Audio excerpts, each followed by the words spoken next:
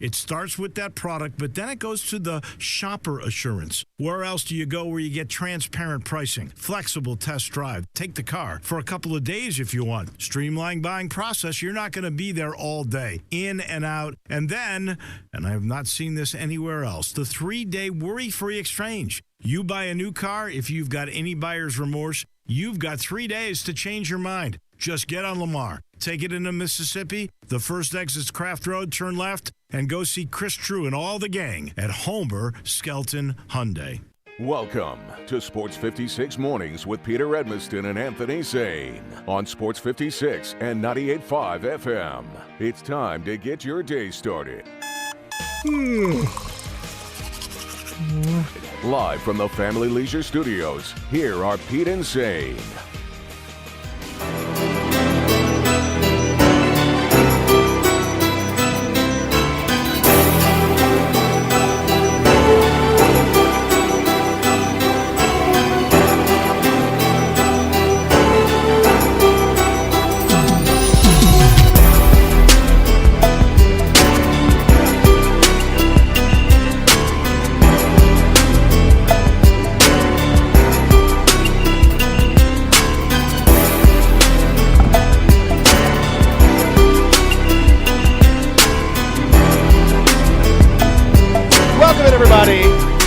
Anthony Sane, I have a proposition for you. What is it? I think basically, I know the real ones were with us yesterday, and I appreciate that. Yeah. But I understand, I understand how people are. I understand how situations are. So what do you say we just replay Hey, who? the show? Who got a problem with And then what and happened then we'll yesterday? be good, right? Ole Miss played. Either you watched it or you didn't watch it. You probably eating barbecue or something else or whatever you were doing yesterday. That man, that's unplugging for real. All I'm saying is maybe we should just see what would happen. Who would know? Who would know? I think we had a pretty The good real show ones would yesterday, know. too. It's basically talking about the same thing. The real ones would know. And that's really what we're talking about here, Yeah. folks, the real ones. That's what we care about. That would be fun on my end. I'm in between breaks, like playing commercials. Yeah. Play the podcast. Yeah. I just play the podcast, like in between. Just play the podcast, and then you just jump in with a traffic update. Just see what happens. Mm-hmm. You freshen up that traffic. That's Would really all you anybody need to ever do. know? Yep. Would anybody ever know? That's the question. Would they be able to find out? Welcome in, everybody. It is, no matter what you may think or whatever we say, it is an all-new edition of Sports 56 Mornings. My name is Peter Edmiston. He is Anthony Sane. Ladies and gentlemen, welcome in on a beautiful, beautiful, beautiful, it's a beautiful morning right here in the Memphis area. Anthony Sane, how the heck are you, buddy? Man, I'm Come good, on. bro. I had a real good day yesterday. You did. Why'd you have a real good day? Baby steps, bro. I often get in here and I make fun of myself for not being a man when it comes down to certain things. Okay. Not knowing how to do anything with a car. Yep. No, I don't know. Basically, what you've talked about already is pretty good for. I mean, some people can't even do what you talked about yesterday. With your Man, lug nuts and whatnot. I had a fuse that was nuts, had a fuse tightened. I'm gonna say Went and got my nut. these Went and got my nuts nuts. tightened Yeah, I got to tighten up these nuts. I got a strip nut, man. I had to Yeah, somebody got to get that Yeah. thing on my nuts. get a tighter grip on it, twist it. But yeah, Twist the grip on my nuts. All right. But no, I don't know I why had doing that. Doing that in a Bill Cosby voice is particularly. I'm gonna, got a twist on my nuts. So. I'm gonna call it a fuse because that'll be easy to understand. But it's actually called a relay. I had a relay that went haywire on my car. It was causing like everything to go haywire. Okay. Like I told y'all yesterday, my radiator fan was constantly running after I cut the car off. Like it wouldn't stop running to the point where it was just draining the battery. So I did a little Googling, did a little YouTubing. It's a simple fix, man. Just had to go in there, lift up, find my fuse box, open it up, pull this little thing out called a relay, unplug it, buy a new one, plug it in. I was back rolling. Look at that. Look at that, man. Look at that. Come on, man. Head to Nashville That's tomorrow. beautiful right See there. my daughter. That's I'm out of here. beautiful I'm right out of here. That's beautiful right there. That's what it's all about, man. You figured this thing out. Yeah, as Look soon at as the you, show's man. over, Look man, at I'm you. hitting the highway. Look I'm at outta you. here. Look at I feel this so guy. accomplished, man. Look at this guy. That's what it's all about, right there. That's beautiful. What you've done is spectacular. Mm-hmm. I could add change fuses and relays to the list of add gas, add oil, change the tire. I fixed my windshield wiper. I can change windshield wiper blades. Yep. Well, no, I mean I fixed the mechanism that sprayed the sprayer No. underneath the little tubes. I went in there and fixed that. Mine been I went injected in for a there. while. It won't spray. Now I can help you out. There's a little tube, but you got to get in there and make sure. It might have come disconnect. That happens sometimes. Yeah. You might want to double check on that. I can change some bulbs, some of them. I ain't got time for that. I just actually got AutoZone to do it. I'll give them a tip. That's true too. Yeah, get in the zone, AutoZone. I mean, we already, of course, this is AutoZone phone line, the AutoZone text line. That's kind of what they do. They definitely help me with battery. I got an AutoZone that's not far from my house at all, and they were kind enough to help with the battery installation a couple different times. They've been great. Helped me figure out that something was not wrong, and that there was some other issue. So they ran the old test on it for free. That's what they do. I've always thought AutoZone people have to do too much work. I've always thought that, like, bro, that's. No, that's what they do. That's the whole thing. That's the AutoZone. That's the point. That's why people go the AutoZone. Yeah, but the people are always amazing to me. The fact that they come out and almost do body work. I mean, almost do like work on your car. They know body work, but they will. They're happy to help. And they're good at cars. And especially if it's not busy, they'll really just happily help you with just pretty much everything. They say they're not supposed to take tips too because it can look like there's people are stealing stuff if they're doing it. Yeah, it can get shady. Well, find a way. Find a way. I'll take care of it. Give them a little. You take cash out. Hit your cash out. Take good care of people. That's the important thing. Take good care of people out there. But yeah, once you do some stuff, it kind of does feel good. It's to actually be able to like do some things. I changed light fixtures around the house. I replaced a fan and put something else in there and all that. That was pretty cool. Like I felt like I did electrocute myself, and almost a lot worse. Just a little electrocution. So that's not good. But fixed a fridge. Worked on a dryer. You lying up. You ain't fixing a refrigerator and a dryer at your house. You a real handyman if you did that. You wrong. I have done it. I'm not a handyman, but I have done it. I've looked on YouTube videos and figured out. See, I probably could YouTube a lot more stuff than what I do. I just be afraid I'm really just gonna mess something up. And then I really got to get some help. You know what I mean? Yeah, because this is true. This is what happens. Sometimes some jobs are too big. I tried to actually replace my sink in my kitchen, like take the whole sink out and put a new sink in. And you damn near tore something up. I already know. Yeah. So I was like, okay, I got this. I looked at it. I looked at the job. I'm like, I can do this. I got some tools. I can handle this. I took off the disposal in the sink. I took that thing off. I gave myself some room. Okay, all right, I'm ready to roll. And it was basically what you dealt with, Zane, except even worse. A stuck nut. So the nuts under my sink had gotten so stuck that I could not do anything. I did all this stuff and broke something trying to get it off, and they were so stuck that I immediately had to call a plumber. Ended up having to pay more because I had to undo some stuff and then redo it.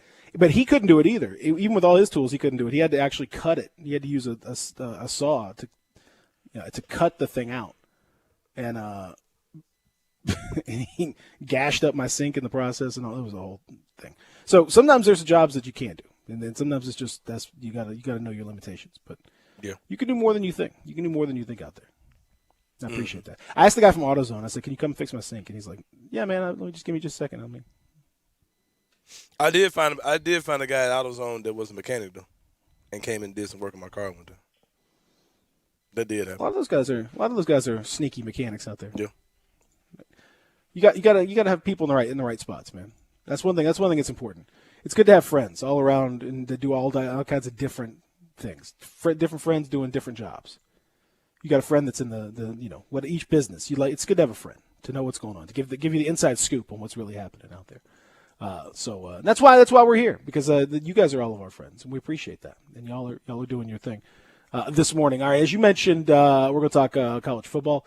Our friend Steven Johnson is going to join us later on in the program. We'll catch up with what happened, and we'll kind of do a larger overall recap of the weekend in college football now that it is all over. And obviously we'll pay close attention to what happened last night in Atlanta, where Ole Miss really impressed against Louisville and won that game. So we'll talk about all that stuff. If you want to join us, you can. We mentioned AutoZone, and guess what? It's the AutoZone phone line. You can join us on the AutoZone phone line at 360-8255. You can also hit us up on the AutoZone text line. Same number, 360-8255. You can hit us up on the various chats all around the internet. We got any streaming place where we're streaming, which is pretty much anywhere. You can chat with us, and we appreciate it. So hit us up on that chat, like the Booty Snorkeler or the DC Booty Snorkeler, and we love them. We love the DC Booty Snorkeler, and we appreciate that so much for everybody that's part of things. Man, Booty Snorkeler going to confront dude one of these days, bro. I know, the DC Booty Snorkeler versus the regular Booty Snorkeler. I don't know. Man just came in, just flat out just jacked that man's name. I mean, but is Booty Snorkeler actually a name, or is it just like a title? I think it's a way of life. Like, can there be like? It's like you say the Green Lantern. You know what I mean? Like, there's several Green Lanterns, but we just associate Hal Jordan with being the Green Lantern. But Green's Lantern. You know what I mean? Like, yeah. Yeah. Several Green's He's like Lanterns. we associate our Booty Snorkeler as being the Booty Snorkeler, but there could be several. It could be like a brigade, you know what I mean? Where it's a regional. He is our Booty Snorkeler, ladies and gentlemen. Well, he has a snorkel mind, so let's not say. It sounds a little too personal, but it's more like a regional thing. Yeah, you know? like, he's our local Booty Snorkeler. Yeah, like Booty Snorkeler, like your friendly neighborhood Spider-Man, like your friendly neighborhood Booty Snorkeler. Yeah. Then you have your DC absolutely. representative. Yeah, you got your DC representatives. You got your California. So is either Memphis region, Tennessee, or is there one like in West Memphis across the bridge that we don't know about? Like, it's a real multiverse out here. The Booty Snorkeler multiverse is pretty impressive. Yeah, Miles Morales. Yeah. Gotta stop associate some names to these guys. They can't just be, the Booty Snorkeler when they're like 1,000 of them. The Booty Snorkeler. Yeah. Dun dun dun dun dun dun dun dun. Booty Snorkeler. Well, listen, we appreciate the Booty Snorkeler. No matter what the situation calls for, he's there. He's there in a jiffy. If there's any booties that need to be snorkeled, then he's there. Drop of a hat, drop of some cheeks. And now I see like a movie ending with like somebody like there are booty snorkelers all over the world, and I'm here to find them. You thought there was just one.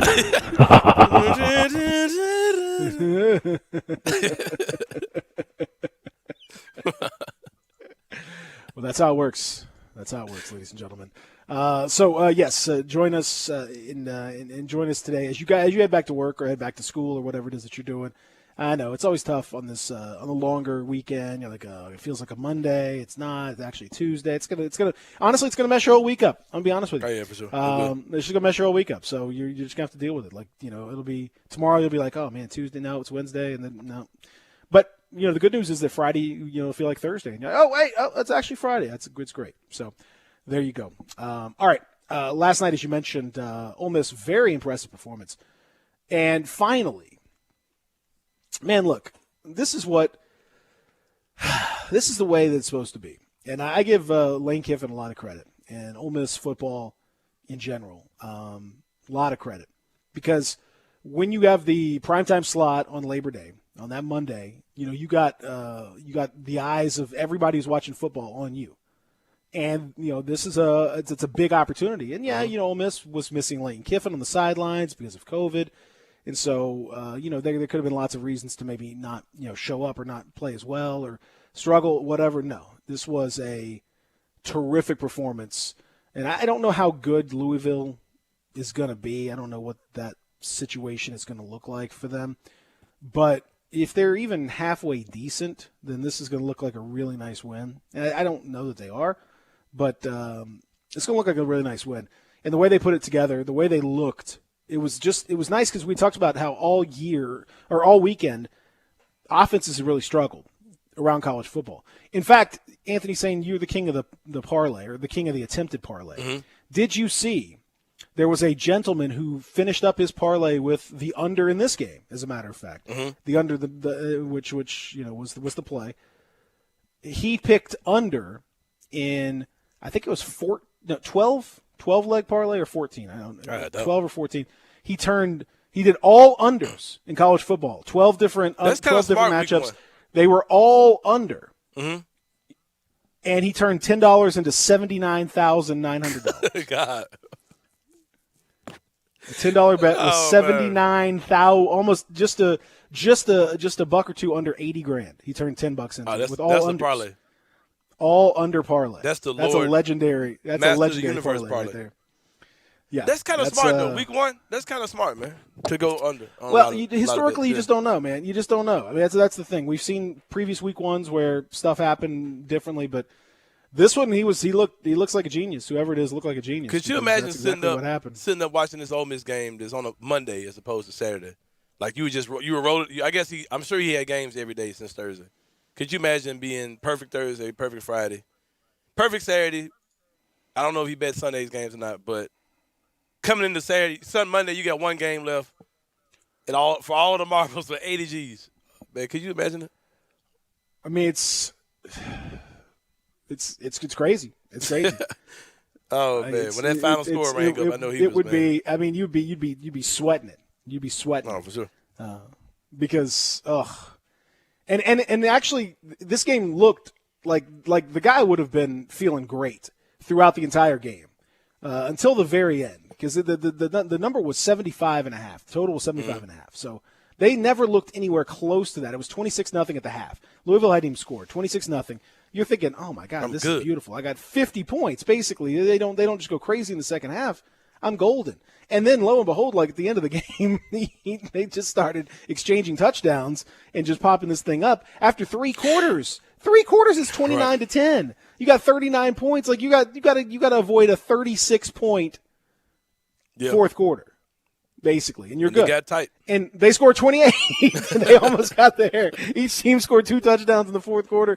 It got close. But ultimately that guy, whoever it was, he or she took home 80 grand. Man, that's as a lick. result of that. That is a lick. Off of a $10 bet. So the unders were the play this week, as evidenced by that.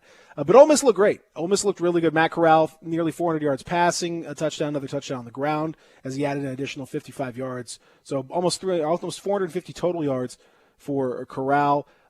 Snoop Connor with a truck. I mean, ran over a dude for one of his touchdowns, scored 2 touchdowns. Jerry and Ely got a touchdown as well on the ground for Ole Miss.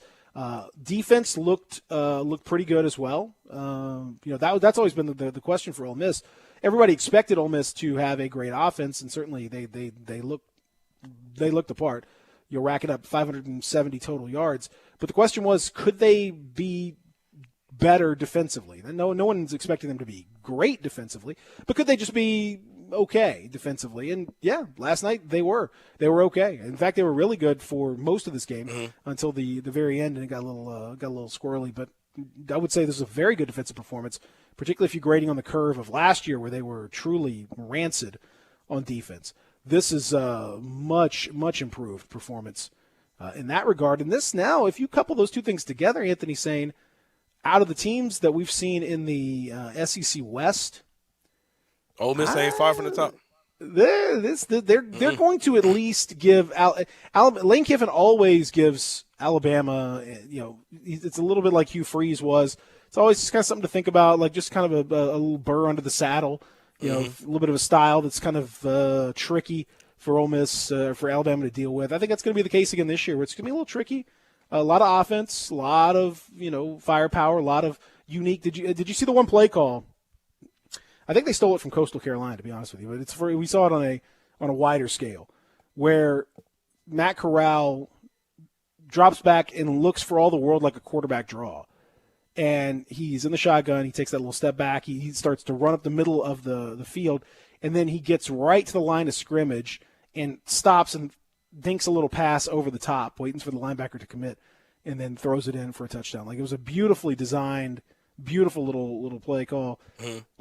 Very smart stuff. Oh yeah, Kiffin was in the They're back. good. They're good. I got a question too. I got a statement and a question. The statement first is Ole Miss's uniforms yesterday. Equipment, I call that. Ole Miss's uniforms were crazy yesterday. They were off the chain. I know University of Memphis uniforms are up there, like in the nation. You like that powder blue, though. But that Ole Miss blue yesterday with the white, yeah, with the red on the helmet. Nice. Oh yeah, that was nice, bro, yeah, for sure. Yeah, I agree with you. With the semi-gloss helmet, yeah, I can get with it. But it was a really good helmet matchup. It was a really good like uniform matchup. Yeah, actually. Louisville was sweet too. Really red on red, yeah, with the shiny helmets, yeah.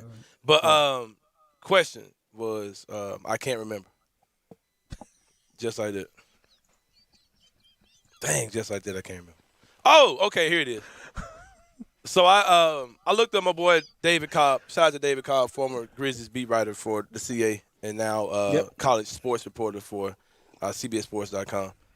I'm hoping this is just a typo, or either I don't know, or either I'm just grammatically incorrect.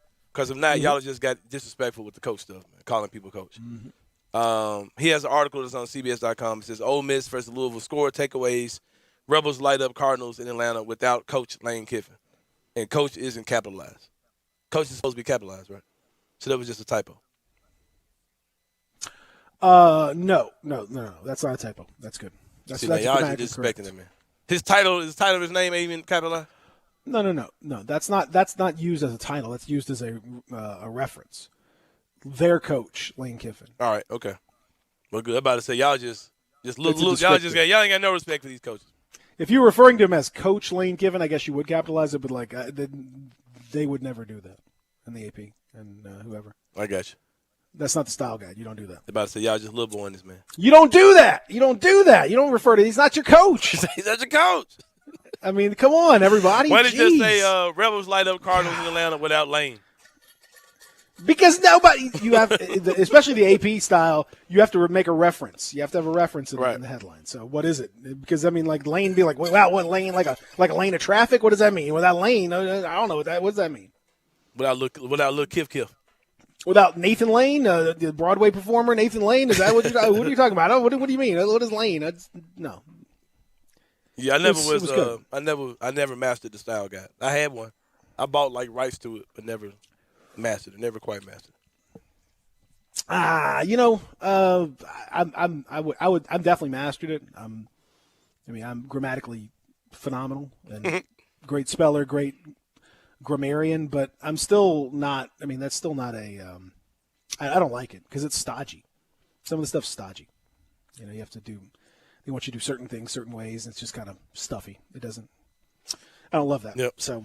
There's certain each outlet has their own style guide too. Each of the bigger outlets has their own style guide that they do, which is weird and leads to some weird stuff. So anyway, point being, Lane Kiffin. It was funny to hear him after. Do we have a little bonus coach speak today, Zach? Because Lane Kiffin had some funny, enjoyed some stuff. He said he may as well just go ahead and stay with COVID the rest of the year. The way they looked without him last night. I heard bits and pieces of his interview yesterday. Bits and pizza of bits and pieces. Bits and pizza of his performance yesterday. It's a rough morning, everybody. It's gonna be a rough morning out there. It's going to be one of those days. So we're going to talk. Having seen that now, we're going to take a look around the entire SEC and start to kind of rank things a little bit too. Also, we'll take a listen to what Ryan Silverfield had to say and what some of the other coaches did. It was even though it was Labor Day for some, it was not Labor Day. Those coaches, boy, they're all business out here. We'll talk about that weird stuff at UConn. We'll discuss something's going on there, and we'll try to dig in a little bit on that. As I mentioned, Steven Johnson's going to join us later on. We just got a whole lot going on here on this Tuesday. Real Sports Talk, Sports 56 and 98.5. Broadcasting from the Family Leisure Studio, we are Sports 56 and 98.5 FM. They've raised the bar again at Homer Skelton Hyundai and Genesis of Olive Branch. I like to say this is the new standard, the way car business should be done. And to prove it, out of 355 dealers in America that sell Genesis cars, the one in Olive Branch, Genesis of Olive Branch, was top 50 in the country, top 10 in the region, and number 2 in the district. And guess what? They want to be number 1. That means there are opportunities out there for you. It's the safest, and every new latest bit of technology that makes the experience of driving a car better, they've got it at Genesis of Olive Branch. If we start with the G70, the highest performing car I've ever owned, all the way to the G80 or the G90, the biggest of the sedans, you'll love everything about the car. If you would like to try the new SUV, the GV80, you call Vinny Gerard at 662-890-6684. He will bring it out to you. Have you wanted to speak a new language but thought it'd be too difficult or take too much time? Then try Babbel. Whether you want to learn Spanish for future travel plans, French to connect with extended family, or maybe German to land a new job, Babbel works because it's built around real life. It teaches you everyday practical conversations that you'll actually use. All you need is 15 minutes a day, and you'll be on your way to confidently speaking a new language in just a few weeks. Babbel is designed by real language experts using a modern, conversation-based technique that makes learning fun, engaging, and best of all, memorable. It starts by teaching you words and phrases. Then sentences gradually get more complex. Soon you're practicing short conversations about real-life topics. And with 14 languages to choose from and lesson topics like travel, business, relationships, and more, you'll be sure to learn what matters most to you. Babbel, language for life. Learn a new language with ease. Go to Babbel.com to try for free. That's BABBEL.com. Babbel.com. At Southern Airways, we fly to make your day. Memphis's hometown airline, Southern Airways, wants you to beat the Mid-South heat and head to the Emerald Coast. Southern is the easy and convenient way for Memphians to get to Destin. Want to spend some time on the lake instead? Fly over the interstate traffic and bypass any delays and take one of Southern's flights to Hot Springs, Arkansas. Short flights and popular regional destinations like Arkansas's festival city of El Dorado and Harrison, Arkansas, the gateway to Branson, each have daily nonstop flight options from Southern Airways out of Memphis. Flying Southern is easy with no TSA screening hassles and free parking at Signature Flight Support. So if you're planning a quick weekend getaway, be sure to fly Southern Airways. Visit iflysouthern.com to reserve your seats today. At Southern Airways, we fly to make your day.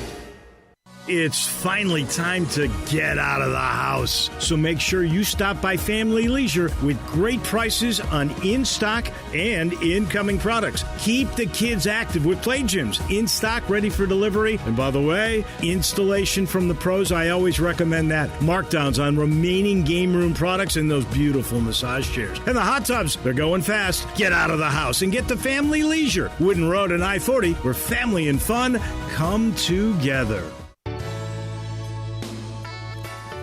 Listen Sundays at 11 a.m. to join Idlewild Presbyterian Church for worship. Idlewild is a PCUSA church located in Midtown Memphis. Sports 56 traffic.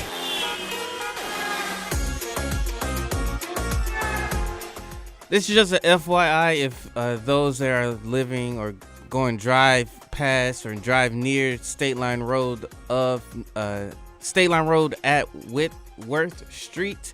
They're doing construction in that area. So State Line Road at Whitworth Street in South Haven, Mississippi. They are doing construction there. So keep it right here. This is your Sports 56 traffic update. Welcome back to Sports 56 Mornings with Peter Edmiston and Anthony Sane. Here once again are Pete and Sane. He came from somewhere back in how long ago? Sentimental, she trying hard to recreate what had yet to be created. Once in her life, she musters a smile for his nostalgic tale. Come on now. Hey, before we get into the SEC, I gotta take it off the grid just for a second here. Here in the Family Leisure Studios, where family and fun come together. 2120 Whitten Road, just north of I-40. That's where you have a good time. Go check out the great stuff for your fall parties and fall get-togethers. It's coming soon. That fire pit. Ooh, I got my fire pit at Family Leisure, and it's a great fall festival fun. Put the old fire up there, roast some marshmallows, have a good time. It's great. But Zach Boyd, I got to talk to you. Anthony's saying you may not know this. Did something happen? Did you know that our producer and our good friend, Rack City Zach, a.k.a. Beat Rose, a.k.a. Carl Alone. Carl Alone. Beat Rose. A.k.a. Veggie Miller. Yeah. A.k.a. Cuke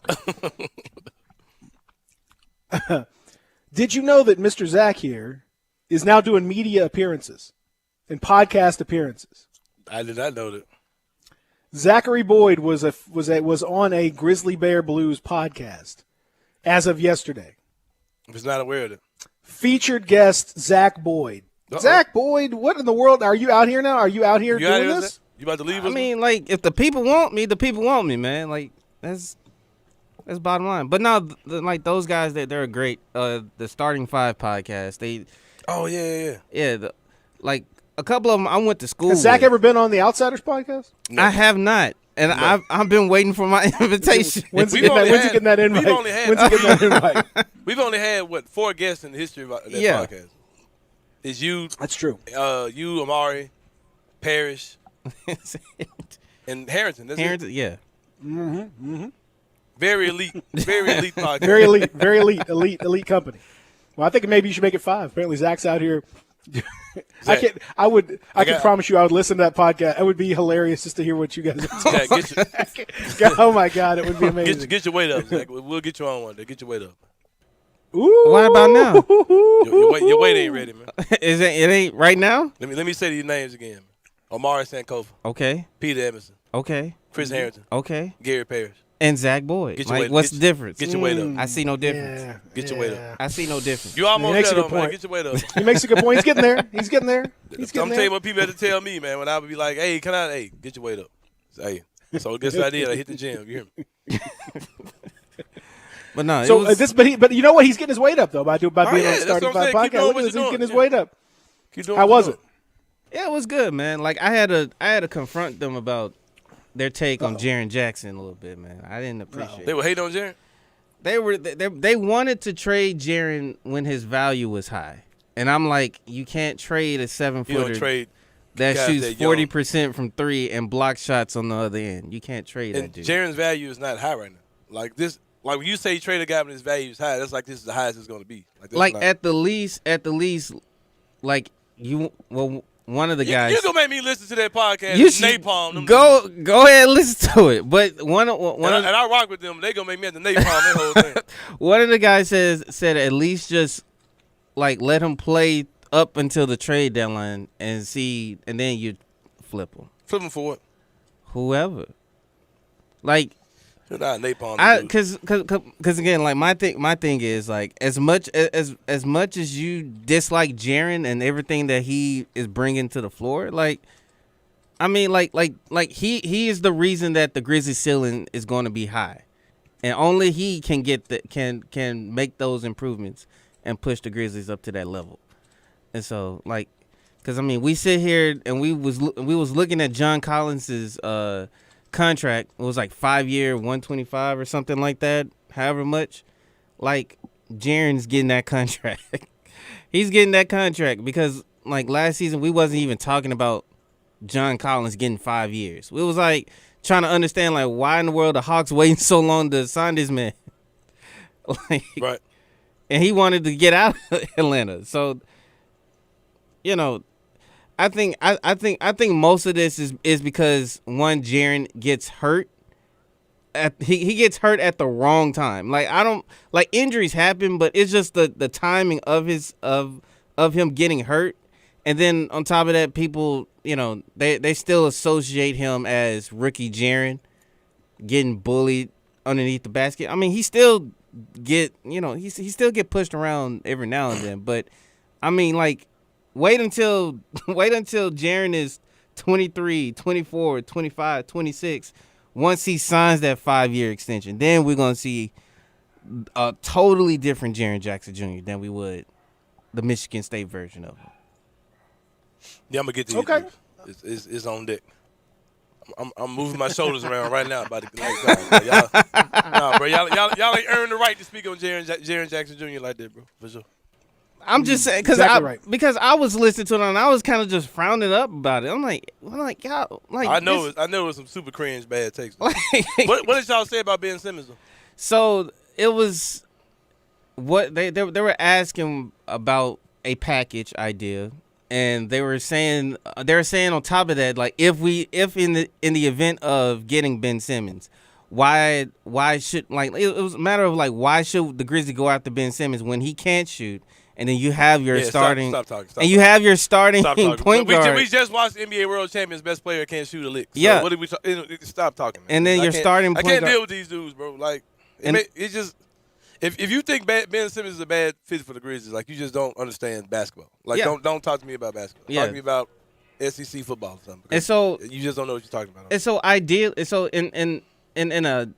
in an ideal world, like if Ben Simmons would have came to the Grizzlies, if they would have said, all right, we're going to make the swing for Ben Simmons, then ideally, like, your lineup, 5-man lineup, if, in my mind, if it goes this way, you're probably throwing out Ja, probably Melton, Desmond, Simmons, and Jaren, just to get an optimum lineup of getting, like, your best guys on the floor.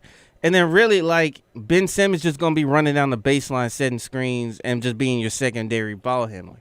Because the only thing you're really going to ask him to do is just, hey, like, if you do going to take a jump shot, maybe you want to take it from the corner, because the corner is the shortest three on the court. Shoot from the corner, run down the baseline, set screens, run the offense if need to, if Ja gets tired. And then, like, you know, Ja kind of just reverts back to shooting 35% from three. I think they would be fine, like, having Ben Simmons and Ja on the floor. Like, honestly. So, you know, it's all like with Ben Simmons is more hypothetical, ideal, but I think it could work. And I said it on their show. Like, I had my mindset change with Ben Simmons over time.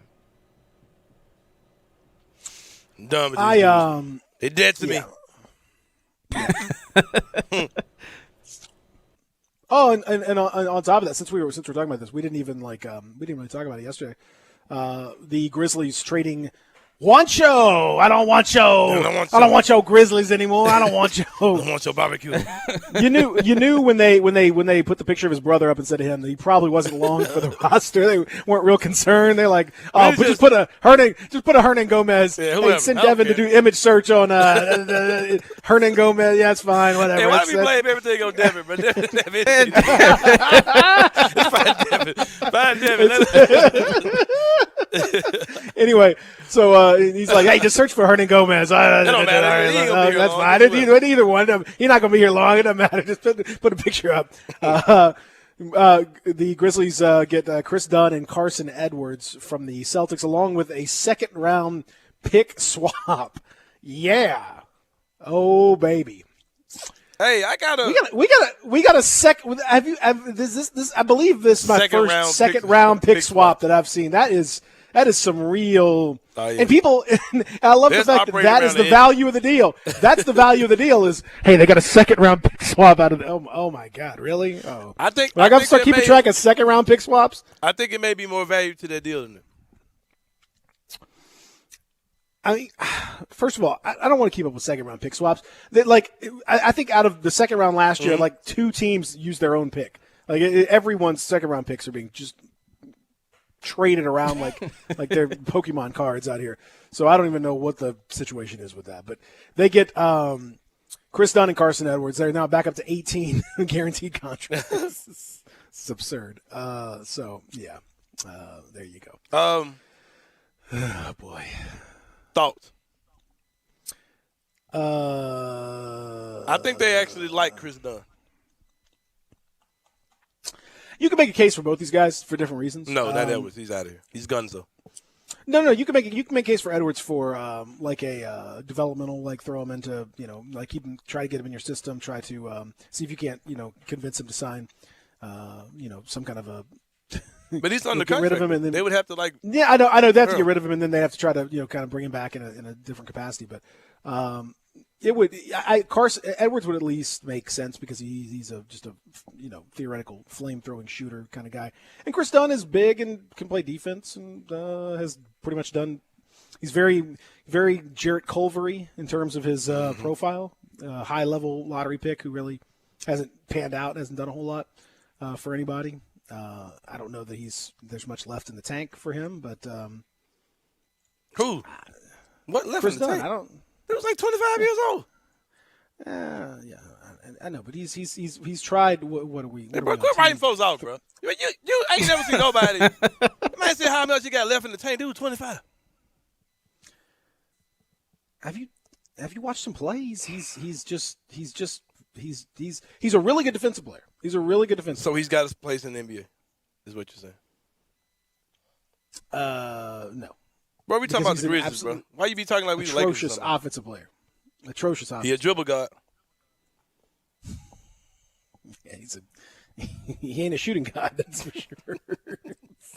The reason hey, Anthony, I'm sick of you acting like this is Little League. I was writing dudes off it. Hey, these are professional basketball players. You paying big money. You got to perform. If you shoot 25% from three, and that was your good year, I got nothing to do. He shot 8% last year. He played 4 games and shot 8%. 8%! This ain't Little League. He shot 8% for 3. Good lie. 8% from the field. 0% from 3. You lying, bro. This is Chris. No, that is his number last year. Shut up. He played 4 games. He shot 8% from the field, 0% from 3. Oh man. What did he do? That's the deal. Oh crap! He was one of 12. He was 1 of 12 last year. In 4 games. Come on, man. You know he's not that bad, though, bro. Come on. 8%. Come on, man. This man shot 8%. Oh my God. He played at the end of the year. He was in a cold streak. You can't say the man actually shot 8%. I can't because I'm looking at it. That's what it says That's what it says right here. Man shot 8%. Man, that's messed up. Hey, props to the dribble guy, Chris Dunn, man. Oh my God.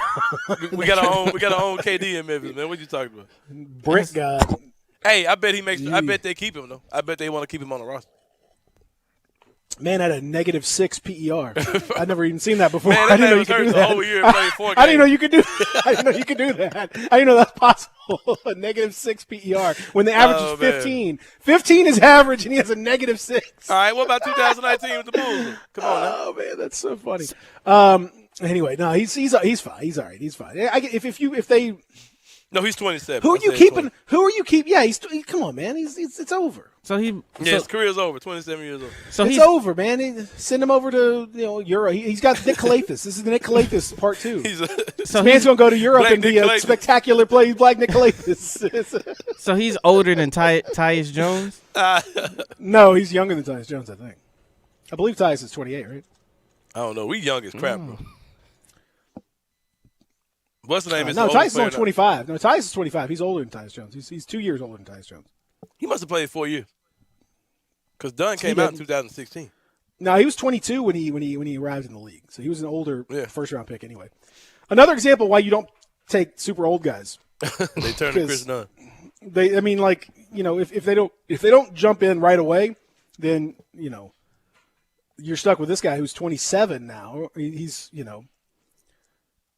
He'll turn 28 in the middle of next season, and he hasn't. I mean, I don't know what he can bring to the table. It ain't much. So, as far as I'm concerned, man, look, their contract situation is just goofy. For the Grizzlies, yeah, it's just a goofy situation that they're at right now. They just got a ton of dudes on the roster. For sure. They just got a lot of contracts. Is what they got. They got a lot of contracts, and so once they figure this whole thing out, And so they'll when it's all said and done, they're going to have 18 guaranteed contracts on the deal, on the table, which means, guys have got to go. Let me look at this. Let me look at this roster. Let's run them down right now. Give me some music, Zach. We're gonna trim the Grizzlies roster now. All right, no.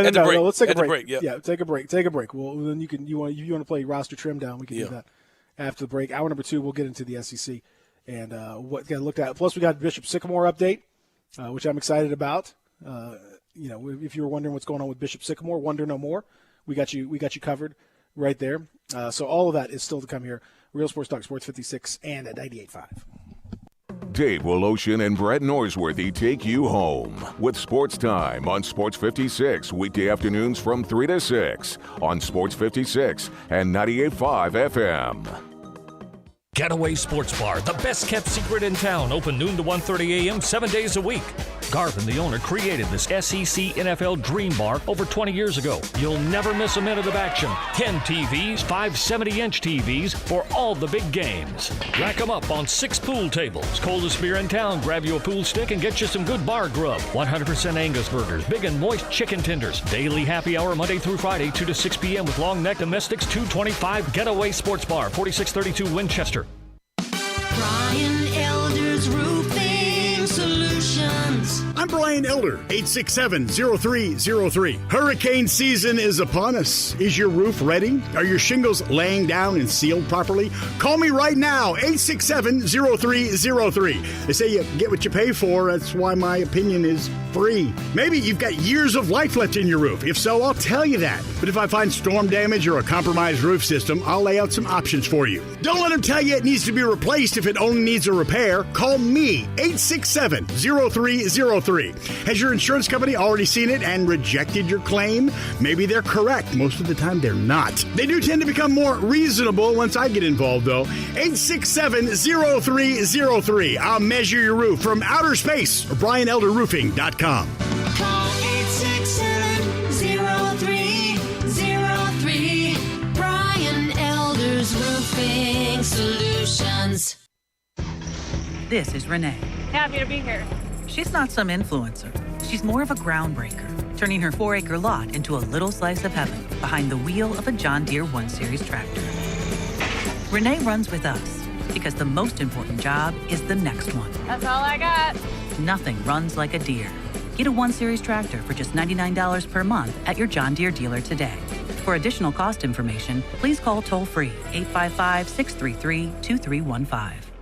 I'm Gary York. I'm the service director at Lexus of Memphis. Our service department wants to be more than just a place where you get your oil changed. We do glass repair, windshield replacement, recalibration of your camera and sonar systems, even wheel repair, tire replacement, all the things you would expect from a luxury automotive dealer. Please check out our website. You can schedule your appointment, check out our specials, hours of operation, or if you'd like to do it in person, please reach out to one of our associates at 901-271-5199.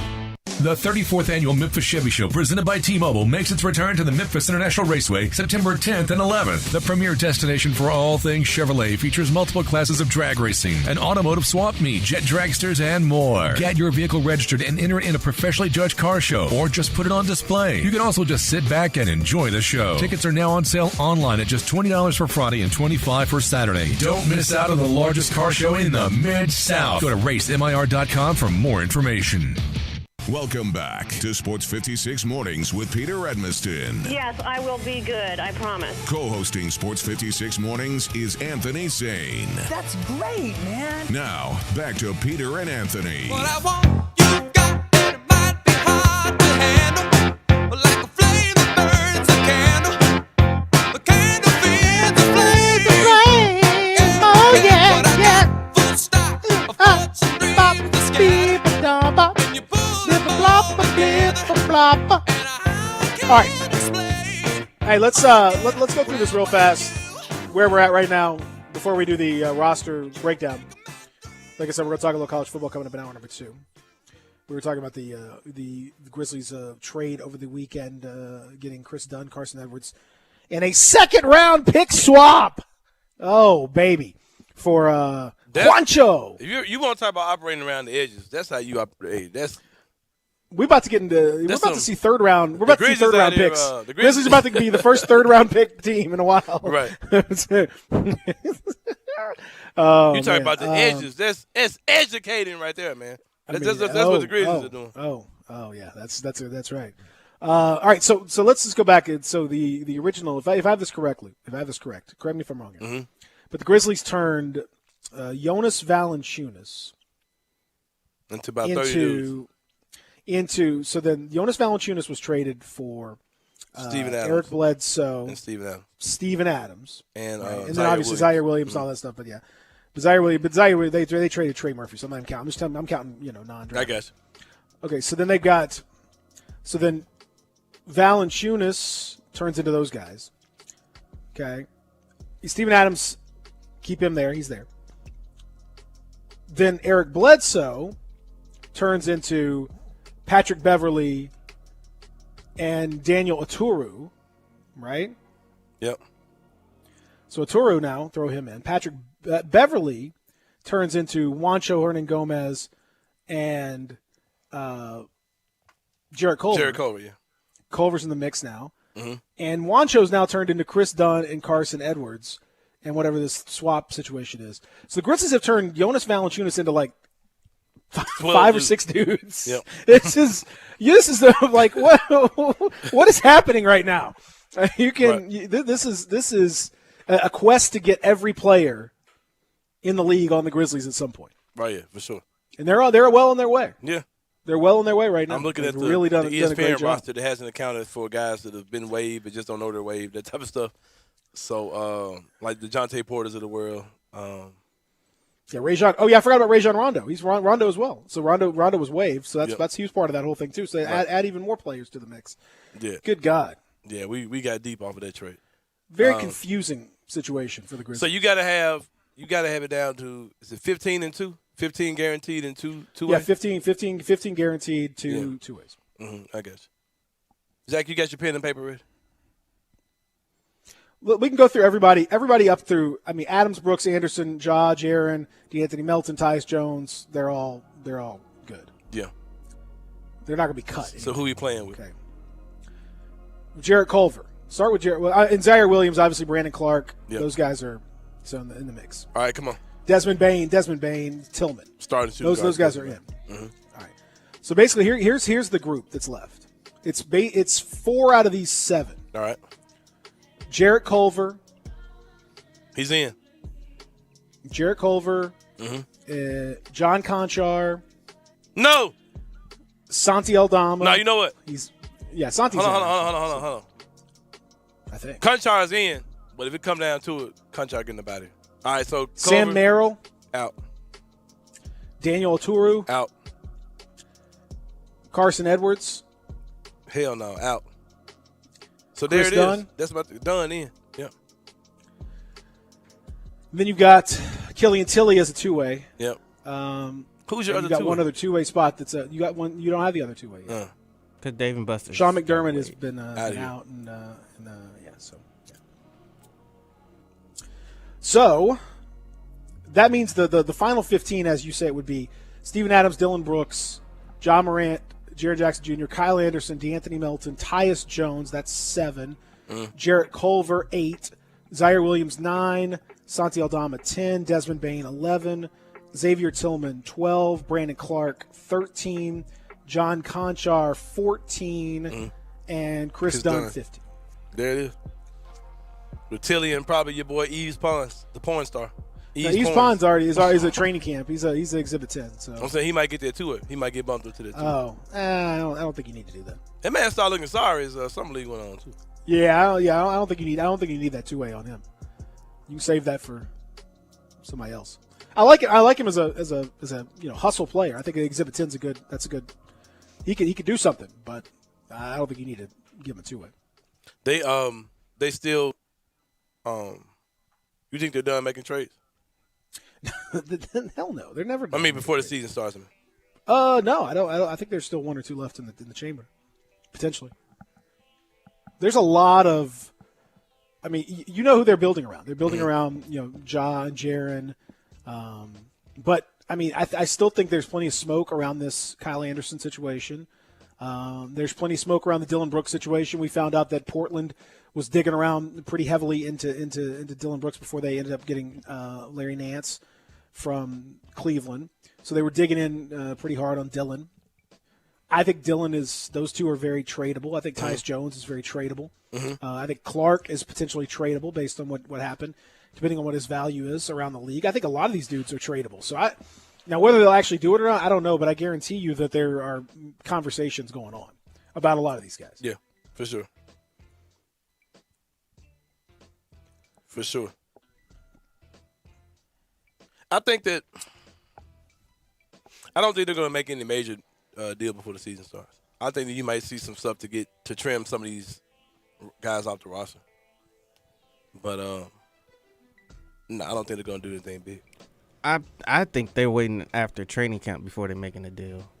Personally, I mean, I'm saying when I say a deal, I mean at any point in time during the season. I still think this is for sure. Everyone has to realize that this is a season of the Grizzlies don't see this season the way you might see it. They don't see it as a playoffs or bust. They are still in trying team to build something. Yeah, they're still trying to get things squared away and find that third piece. Get Jaren back where he needs to be. Get Ja to the next level. Those kinds of things are what's going to go on. And if the Grizzlies, and the Grizzlies may well do all that and still finish, but they probably will finish somewhere between 7 and 10.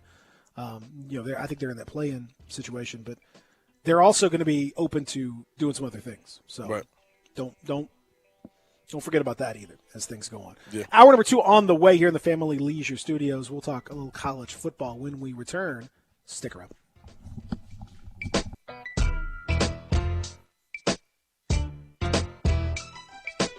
They've raised the bar again at Homer Skelton Hyundai and Genesis of Olive Branch. I like to say this is the new standard, the way car business should be done. And to prove it, out of 355 dealers in America that sell Genesis cars, the one in Olive Branch, Genesis of Olive Branch, was top 50 in the country, top 10 in the region, and number 2 in the district. And guess what? They want to be number 1. That means there are opportunities out there for you. It's the safest, and every new latest bit of technology that makes the experience of driving a car better, they've got it at Genesis of Olive Branch. If we start with the G70, the highest performing car I've ever owned, all the way to the G80 or the G90, the biggest of the sedans, you'll love everything about the car. If you would like to try the new SUV, the GV80, you call Vinny Gerard at 662-890-6684. He will bring it out to you. At Gateway Tire, we go the distance for you.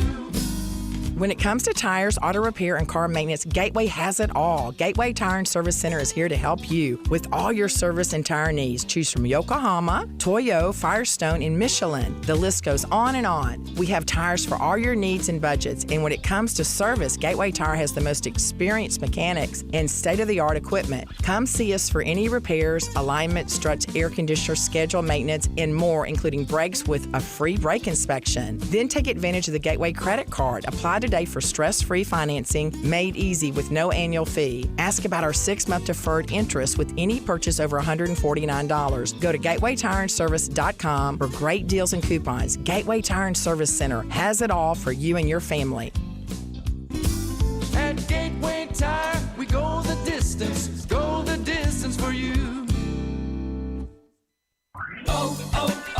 O'Reilly. Get more miles on the road with O'Reilly Auto Parts. A clean fuel system means better gas mileage for your car. Right now at O'Reilly Auto Parts, get 2 bottles of Lucas Fuel Injector Cleaner for $8. Plus, earn double O Rewards points. For a clean, lubricated, more fuel-efficient system, stop by O'Reilly Auto Parts today or visit O'ReillyAuto.com.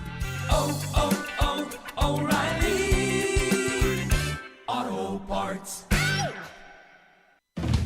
Southern Airways, we fly to make your day. Memphis's hometown airline, Southern Airways, wants you to beat the Mid-South Heat and head to the Emerald Coast. Southern is the easy and convenient way for Memphians to get to Destin. Want to spend some time on the lake instead? Fly over the interstate traffic and bypass any delays and take one of Southern's flights to Hot Springs, Arkansas. Short flights and popular regional destinations like Arkansas's festival city of El Dorado and Harrison, Arkansas, the gateway to Branson, each have daily nonstop flight options from Southern Airways out of Memphis. Flying Southern is easy with no TSA screening hassles and free parking at Signature Flight Support. So if you're planning a quick weekend getaway, be sure to fly Southern Airways. Visit iflysouthern.com to reserve your seats today. At Southern Airways, we fly to make your day. Remember the last time your family visited the forest? It's a place of wonder and imagination for the whole family, where stories come to life. And it's closer than you think. Ready to plan your next visit? Make the forest part of your story today at a local park near you, or find one at discovertheforest.org. Brought to you by the United States Forest Service and the Ad Council. We are Sports 56 WHBQ Memphis and W253DF Memphis, Flynn Broadcasting Stations. Sports 56 traffic.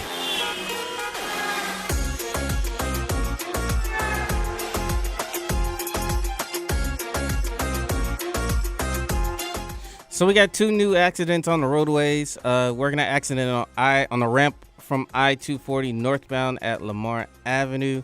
It is partially blocked. This is the exit ramp on the exit ramp from I-240 northbound at Lamar Avenue. That is partially blocked.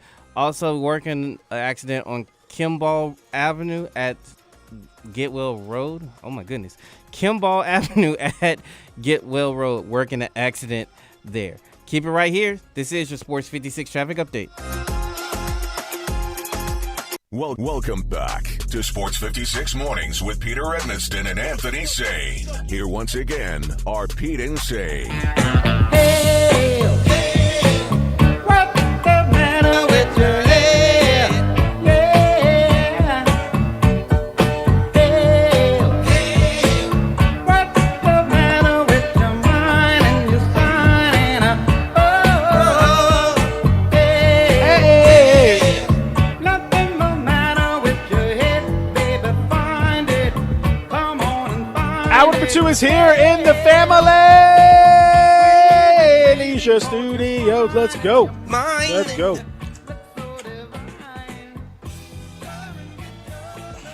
Hour number 2. Pete, Sane, Zach. We're doing it. Bro, you know what I'm tired Ladies of? and gentlemen. Before we get Do started. what? You know what I'm tired of? What's that? What's that? All these bench one, start one, cut one, erase one from history. Oh, yeah. No, I'm not doing it. You can only pick 3. You can No, only I'm pick fine. 3 I'm of fine these. with the way history You got to actually get rid was. of one. No. Start, bench, and cut. No, I'm fine with the way history Stop it. was. I'm not eliminating any great anything. Like, no. Stop it. None of them. Stop it. I'm fine the way the life actually played out. Yeah, exactly. I don't need to do that. I'll just say no. No, thank you. Hour number 2 is here in the Family Leisure Studios. We're going to talk a little college football momentarily. I'll also give you a Bishop Sycamore update and a Coach Prime update, among many others. We told you about the people earlier on. And by the way, beautiful day, too. Going to be a nice day. Morning was fantastic. It's good stuff out there. It's feeling maybe slightly like fall. And, we got the NFL starting this week. And we told you about the guy that turned a 14-part under parlay, turned $10 into $80,000. That's the kind of thing that you can do with FanDuel Sportsbook. You can turn a little bit into a lot with a parlay bet. And how about this? Because NFL Week 1 is here and you are ready to roll, that means that if you log into your FanDuel Sportsbook, you can claim a risk-free bet. All customers, that's right, all customers get a risk-free bet just in time for Week 1 of the NFL season. That means new users and existing users as well. So if you want to throw in a big old parlay, same-game parlay, you could do a huge, 8-10 part same-game parlay. Absolutely risk-free. You could do a parlay across several games. Absolutely risk-free. And if you win, hey, you get all the money. You lose it, no problem. You get that back up to $10 in site credit. It's just that simple. And if you're a new user, you sign up today with promo code BIGHEAD. That's right. Sign up with promo code BIGHEAD on FanDuel Sportsbook. Get the app, and you can get a risk-free bet up to $1,000. Your first bet is risk-free up to $1,000. It is so easy to use. Payouts are fast. America's #1 sportsbook is FanDuel Sportsbook for that reason. Check them out. You must be 21 or older and present in Tennessee. First online real money wager only. Refund issued as non-withdrawable site credit that expires in 7 days. Max refund $10. Restrictions apply. See terms at sportsbook.fanduel.com. Gambling problem? Call TN Redline 1-800-889-9789. So get in there and get after it. Week 1 of the NFL season with FanDuel Sportsbook. So we were talking about that situation. We were talking about the Grizzlies situation a whole lot more than that. In the college football world, we mentioned Ole Miss, a winner last night, played very well and looked extremely good, even without Lane Kiffin on the sidelines as he was battling COVID.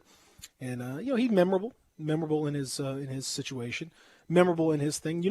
By the way, Zach, speaking of memorable quotes from Coach Speak, our guy that says, I don't want no meows, I want a dog. That was 10 years ago today. Coastal Carolina's head coach that did that. Today's the 10-year anniversary of that. So if you if we just want to honor the David Bennett, the king of whatever this is beautiful right here. So this was 10 years ago today, Coastal Carolina. Trying to get our 2 boys ready to carry them to golf tournament before practice, right? 12 cats live across the road. Our door's open. Screen's broke. We need to get a new screen door, but the screen's broke, so you can come in through the screen, but you can't get back out of it. I turn and look, there's a little kitty cat in our kitchen. So I said, what are you doing in here, little kitty cat? By that time, the cat turns, tries to get back out. That screen won't go that way. Cat starts going, meow, all crazy.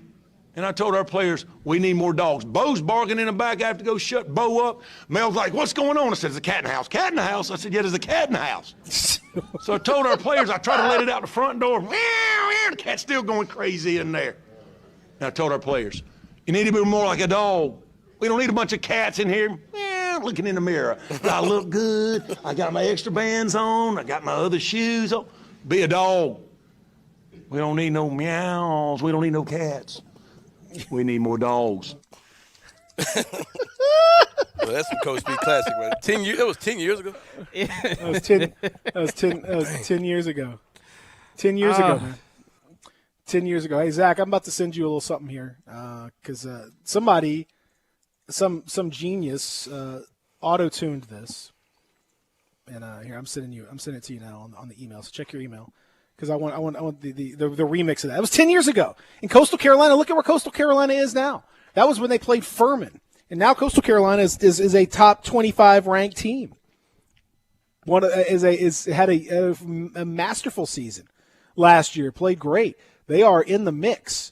So maybe it was because of that very coach. Maybe it was because of that the Coastal Carolina is where they are. Maybe that was the difference. Maybe you need to rant like that. You just send. Did you get my email? Yeah, I got it. You ready? All right, hit it.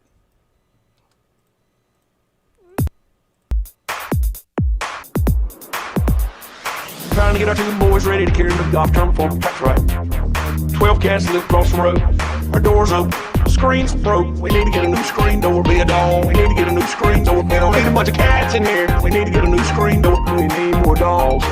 Cat turns, tries to get back out, but the screen won't go that way. Yeah, looking in the mirror. I look good. I got my extra bands on. We need to get a new screen door. Be a dog. We need to get a new screen door. We don't need a bunch of cats in here. We need to get a new screen door. We need more dogs. So you come in through the screen, but you can't get back out. I turn and look, there's a little kitty cat in our kitchen. So I said, we need to get a new screen door, be a dog. We need to get a new screen door. We don't need a bunch of cats in here. We need to get a new screen door. We need more dogs. We don't need no meows. We need more dogs. We don't need no meows. T-Pain on the remix here. We need more dogs. We need more dogs. Do you remember those dudes who would auto-tune the news? You remember that? Uh-huh. They fell off with it, man. When they had their run going on YouTube, man, I couldn't wait. Yeah. Fantastic. Meow. Don't need no meows out here. Really, I think Sam Pittman might have taken his shtick from him, to be honest with you. All right, so looking around the rest of the SEC after last night, Ole Miss, who's better than? Obviously you got Alabama, top of the heap on the SEC West. But other than that, who could you comprehensively say is better than Ole Miss? Yeah, Ole Miss came out looking good for sure. Of course, Alabama. But yeah, it's after that. It's Alabama's on a different planet. They're just right now they're assumed to be national champions until proven otherwise. So I'm not even. You just have to just exclude them from the discussion, really. But apart from that, in the SEC West, Texas A&M, the quarterback situation looked a little dicey. They beat Kent State, but it was not an impressive performance by any stretch of the imagination. LSU goes out to UCLA and loses, and didn't lose like a little, like got beat. They got beat by UCLA. And I think UCLA is better than maybe some expected. Chip Kelly seems like, Zach Charbonnet is a really good back. It looks like his system is starting to take hold for once. It's been a while. But some questions about LSU and some questions about Coach O and what they look like. That was a bit of an iffy performance. Did you see what the LSU. Quarterback did in the game? The man was going to get sacked, and he was like, YOLO! Oh yeah. No, he threw it backwards. He spun around and threw it backwards, and it's a miracle that didn't get intercepted. Very similar to there was a Tennessee quarterback in I think it was Rick Clausen who did that at LSU. He was about to be a safety, and he just whirled around and threw it backwards and ended up throwing an interception. Yeah. So, yeah, very similar. Mississippi State, yikes, should have lost that game. Somehow didn't lose that game to Louisiana Tech. Arkansas. Auburn, Arkansas, better second half, certainly. They looked really bad in the first half. I would not say an overwhelming performance. They did cover. So that's that's a measure of something. I don't know how they covered. That somehow hit the over and it covered. Amazing on both counts. And then Auburn beat Furman. Nothing there. From what we've seen, I think Ole Miss is second best team in the West, and is going to at least give Alabama something to think about. Now, obviously, things can change when you take on more difficult opposition and stuff, but I don't know, man. I don't want to overreact, but I thought Ole Miss, and particularly because if we looked around the rest of the country and the offenses were a little bit iffy, the fact that Ole Miss could do what they could do, very impressive. Yeah, Texas A&M, I'm not sure if you spoke about them or not. Still waiting to see their quarterback situation with Haynes and whatever. But, yeah, I wouldn't put Ole Miss too far from the top. I mean, you ain't going past 3-4 with them for sure as far as being the best in the West for sure. What did you say about LSU? I said I'm a little concerned about them. Didn't look, their quarterback situation with Brad Johnson's kid, kind of. I would say sort of meh. And then they've always got talent, but it just didn't mesh. The offense didn't look great defensively. It looked like they were pretty easily moved by UCLA, and normally you wouldn't expect that. From a physicality standpoint, didn't really contest the way you would have expected. So that's kind of alarming too. I don't know. And then Ed Orgeron got caught on telling somebody to wear that sissy blue, bring your ass to the stadium and wear that sissy blue shirt. And so UCLA, if you saw yesterday, they've got a sissy blue on their header of their Twitter page is now sissy blue, and they're selling sissy blue shirts. Yeah. So they've taken full advantage of the opportunity here. Well, I think it's UCLA did it. Yeah. Oh. Mm-hmm. I'm gonna leave that alone. But that blue is ugly. But I'm not gonna put that title on it. What do you mean? It's very similar to the blue that you liked from Ole Miss. No, it's not. It's much lighter than Ole Miss's blue. That's a classic UCLA blue. I mean, that's classic. That's a classic. Is it more blue. sky blue? Yeah, that UCLA blue is lighter than what Ole Miss had on yesterday. Yeah, but it's not that far off the color scheme. It's a deep sky blue. Ole Miss powder blue is I don't know. I'm not going to get into the Pantone here, but it's not that far off. Represent North Memphis with that powder blue. I mean, You South put them Memphis. you put them side by side, and they ain't gonna be that much different. I promise you that. Hey, but I think we'll know who. I think we'll have a much better idea of who Ole Miss is before they play Alabama against Tulane. Though. That's coming up. What? That's the 18th. Yeah. I think so. I think that for sure we're going to get a better sense of these teams. It's just to be honest with you, week one is always hard because for two reasons. One is you really don't know how much of each victory is a component of the team playing well or the other team playing poorly. We've seen teams come out and look really good in week one, and it turned out it was because they were playing a crap team. And we didn't know that team was crap until later on in the season. Then it was confirmed that they were crap, and so we overemphasized week one. You don't know how much of it is the actual team doing well. Like Ole Miss, that's why I'm just have to be a little bit cautious about Ole Miss. They looked really good, but did they look good because they were playing Louisville, and Louisville's in a bad spot, and they're not. Louisville's not that great anyway, and maybe they're even worse than we thought. And Scott Satterfield, he's on the hot seat. All that. Maybe that's why they look good. So you have to always kind of leave that as a bit of a caveat, right, for everybody.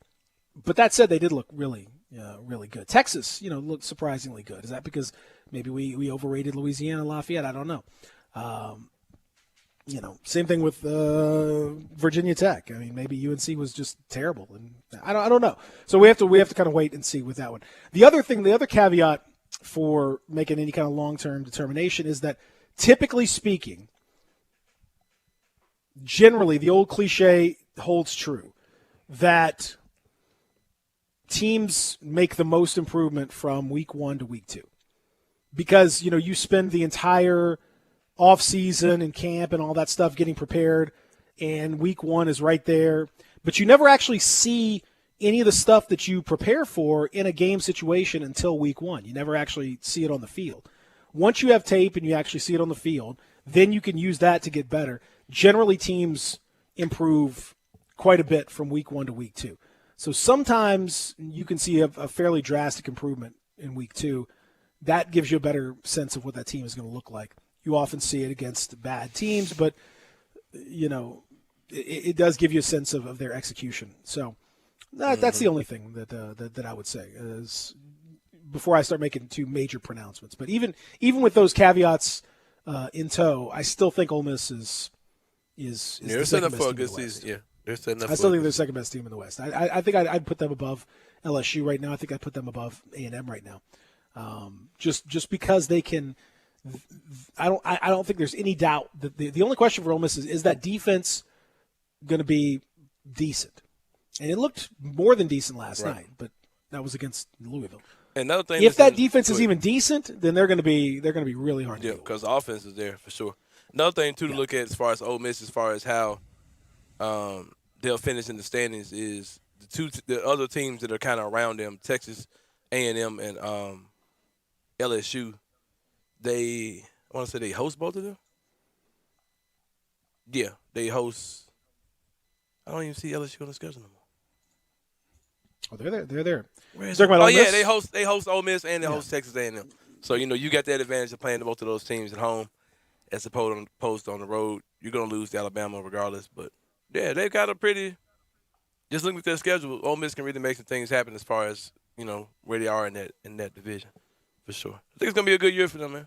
I want to take a trip. You got a plug on tickets down there? No. Come on, man. Zach, you? Brett Norsworthy. Need to talk to Brett, huh? Yeah, Brett Norsworthy's the guy from Ole Miss, man. Yeah, there you go. I've never been to Oxford. You never been to Oxford? Never been? It's a fun spot. Hey, I'm gonna say this: take a trip to Oxford is sway you to the other side, brother. You think so? Hey, hotty toddy. It's not the melanation is not overwhelming. That's for sure, but, that ain't particularly what I was talking about, but that too. Yeah. But I will say that People dress up for games. Oh yeah. I know they wear their coats and they get all The ladies are like sundress, like sandals, like heels. Little hat, the it's hat, nice. Sundress, the whole Dudes look like your typical, preppy shirts, little prepped up, copy and paste, man. Yeah. Again, I would say for you guys especially, very important. Both of you could really rack up down there, like in terms of going from tent to tent. As long as you go with like if you went with somebody like me, a white person. You could, as long y'all would never pay for a drink, ever. You can go from 10 to 10 and just enjoy people's barbecue. They'd be pouring you drinks. They'd be giving you plates on the way. I mean, you'd be every time. I covered Memphis versus Ole Miss down there a few years ago. I mean, you'd be just full. I mean, it would just be crazy. Yeah. I've told you need to take more. You need you really need to take more advantage of that. Quite frankly. Advantage of what? Free drinks? The white people like to buy individual black people drinks. That is true, bro. But not groups of black people. Not groups. They're not groups. No. They can get you isolated. Yeah, they got you. Yeah. Yeah, that's right. Yeah, one or two. Hey, and then, y'all are good to go. Hey, like I said before, I seen Get Out. 5 or 6, they're going. That's how they get you, my brother. The police are going to be beep boop beep boop. Yeah, that's yeah. Saying that's how they get you, my brother. Like. Come on, open that third eye. Open that third eye. That's how they get you, man. I need these kidneys, man. I need my melanin. I don't want to come out there looking like Michael Jackson. Y'all done drained all the melanin. Just so y'all can go sunbathing. No, I bet there's some nice folks down there in Oxford, man. I just never been. Light-skinned friend look like Michael Jackson. Got a dark-skinned friend look like Michael Jackson. See, that's that's how it would be. That's how it would be, everybody. So I'm just trying to give you guys a little heads up as to what might be happening over there. Now, the bigger question is, to me, over in the SEC East, do you think the ultimate Week 1 question is Georgia? They beat Clemson. Clemson looked awful in this game. Is Clemson, did they take a step back? Did Georgia look so bad offensively because of Clemson? Or are they just, is JT Daniels maybe not as good as a lot of people expected him to be? They certainly have so much talent that you would think that it would just be a matter of time. But the offense is so early 2010s Alabama. It's very basic. It's very vanilla. There's, they're really relying on that defense to keep them where they need to be. And is that going to be enough to put them in position? I think they'll be fine in the East. The bigger question is, would they be? Is that going to be enough to beat Alabama, or is that going to be enough to beat? Where would they be in the West? Because I think in the East, it's pretty much a done deal. There's no Florida's not good enough this year. I think we saw that. In Week 1, and no one else is going to be in that mix. Kentucky, Mizzou, okay, and Tennessee, South Carolina, and then Vanderbilt. Oh my God, is just wretched. So I don't know, man. I think the jury is still out on Georgia. That was a really, really impressive victory. Just beating Clemson. Hey, you got to win. That's a top tier win for sure. But the way it happened was really iffy. Yeah. And Uyunga looked awful. Yeah. Yeah. So you think very, very, very regular. So you think you're not really sure what Georgia is based on how the game went? Yeah, I agree, because it wasn't really an impressive. It was like 10-3 or something like that. It was one. Yeah, it was 10-3. No the only offense was field goal. No offensive touchdowns in the game. Just like I said, I'm not saying they're not good. They might be extremely good. What I'm saying is, we don't know. How much do we really know? I mean, that to me is the thing. So I don't know. Well, thankfully for Georgia's sake, if you look at the rest of the East, I don't really see a great deal of threat from them. I don't see Florida. I don't see Florida in their class. I don't see Florida in their class at all. Kentucky, Mizzou. I mean, Kentucky looked good, but again, we'll have to see them against some real opposition. But they looked promising, and they've done it before. So I don't know. I feel like Georgia's going to run it. I just don't know if that's going to be enough to beat Alabama. I don't have that kind of confidence level. No, not at all. It's so weird because ain't nobody beating Alabama, man. They're about to win the game. It's weird because it didn't look like it. That's for sure. Like the from a competitive balance of the divisions, it's like every year it's tailor made for Georgia just to make it to the SEC championship because like Vanderbilt is Vanderbilt, Tennessee you don't know what you're getting, South Carolina you don't know what you're getting, Missouri they're rising but you don't know what you're gonna get. Kentucky's rising, but you don't know what you're going to get. And then, like, the only competitive team there is Florida, and they're a wild card. They're really a wild card if everything comes together. So, yeah, I need to see a couple more games for Georgia because if their defense looks like this every single game, then, yeah, like, I think they have a shot of knocking off Bama. But I think their defense is going to be. I think their defense is going to be there. I think I don't really. I don't feel like that's going to be an issue for them. That defense is really good. I mean, they are loaded up. Tons of top tier talent. But I don't. Can they score enough? And you're not. I don't care how good your defense is. The way Bama played, you're not holding them to 3 points. Right. You're not going to be able to Clemson them. That ain't going to happen. So that's where I need to see some work. And offensively, Kirby, that's all I can say. A lot of historically from him. When we come back, I got to give you a Bishop Sycamore update. I know you're curious about it. One of the weirder stories out there. We got an update on it. We'll talk about that when we continue here live and local 360-8255 from the Family Leisure Studios. Stick around. Grab a seat with Johnny Radio for Sports 56 Happy Hour. Weekdays from 1 to 3 on Sports 56 and 98.5 FM.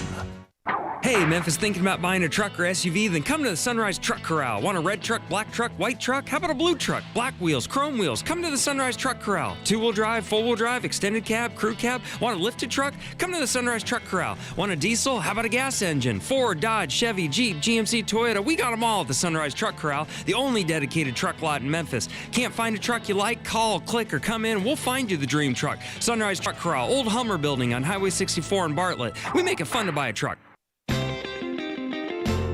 Memphis's oldest restaurant, Colettas, was established in 1923 to give Memphians the best Italian food possible. And I'd say they got it right. They are the creators of the barbecue pizza. It was Elvis's favorite, and I know for a fact that a large will feed one person all weekend. If you need to feed several, though, Colettas caters any event. Choose from homemade lasagna, ravioli, Alfredo, primavera, and so many other delicious items you can't help but enjoy. Impress employees or clients and treat them to Colettas for lunch or dinner. Plan ahead and get your holiday party booked at Colettas. Elvis's favorite place to go eat with his buddies at the South Parkway location, and Colettas even has an Elvis room dedicated to him. Call Colettas on South Parkway at 948-7652 or Appling Road at 383-1122. Colettas. It was Elvis's favorite, and it should be yours too. Stay tuned for Coletta's 100th anniversary coming up soon. Grind City Brewing has done it again. They have crafted a new Pilsner called Poppy's Pills. It's just what the doctor ordered. Sometimes you come across a beer so smooth and so crushable, it cures what ails you. Take two of these, and I guarantee you'll be calling for more. This is the newest Grind City release. So good, it's already in Kroger and in all of the liquor stores. This is a lighter fare. It's a Pilsner. This will become probably an anchor for Grind City Brewing. It has been in the making for 6 years. Honestly, this was formulated by the Grind City Brewers when they were starting out just a long time ago. It took this long to make something this great. It is an American Pilsner. It's 4% alcohol. It is for lighter beer drinkers, grill outs, at the beach, after golf. You're going to love Poppy's Pills. Brian Elder's Roofing Solutions. Brian Elder, 867-0303. Hurricane season is upon us. Is your roof ready? Are your shingles laying down and sealed properly? Call me right now, 867-0303. They say you get what you pay for. That's why my opinion is free. Maybe you've got years of life left in your roof. If so, I'll tell you that. But if I find storm damage or a compromised roof system, I'll lay out some options for you. Don't let them tell you it needs to be replaced if it only needs a repair. Call me, 867-0303. Has your insurance company already seen it and rejected your claim? Maybe they're correct. Most of the time, they're not. They do tend to become more reasonable once I get involved, though. 867-0303. I'll measure your roof from outer space or BrianElderRoofing.com. Call 867-0303. Brian Elder's Roofing Solutions. Ole Miss Rebel Yell is back. The Rebel Yell Hotline Radio Show is back on WHBQ Sports 56 and 98.5 FM. Every Monday night at 6, hear the latest news on your Ole Miss Rebels with Yancey Porter with 24/7 Sports, former Ole Miss defensive tackle Mike Fitzsimmons, Gordon Ford covering SEC Sports Call, and former Ole Miss baseball announcer Gary Darby. From kickoff to free throw to extra innings, your Ole Miss sports on the Rebel Yell Hotline Show right here Monday night at 6 on Sports 56, 560 AM and 98.5 FM. Your Mid-South Sports Station. Sports 56 traffic.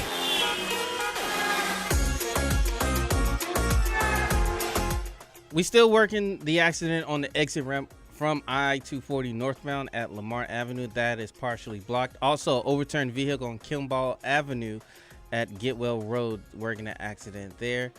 We got a new accident on the roadways. It's very congested over on I-40 westbound near Sycamore View.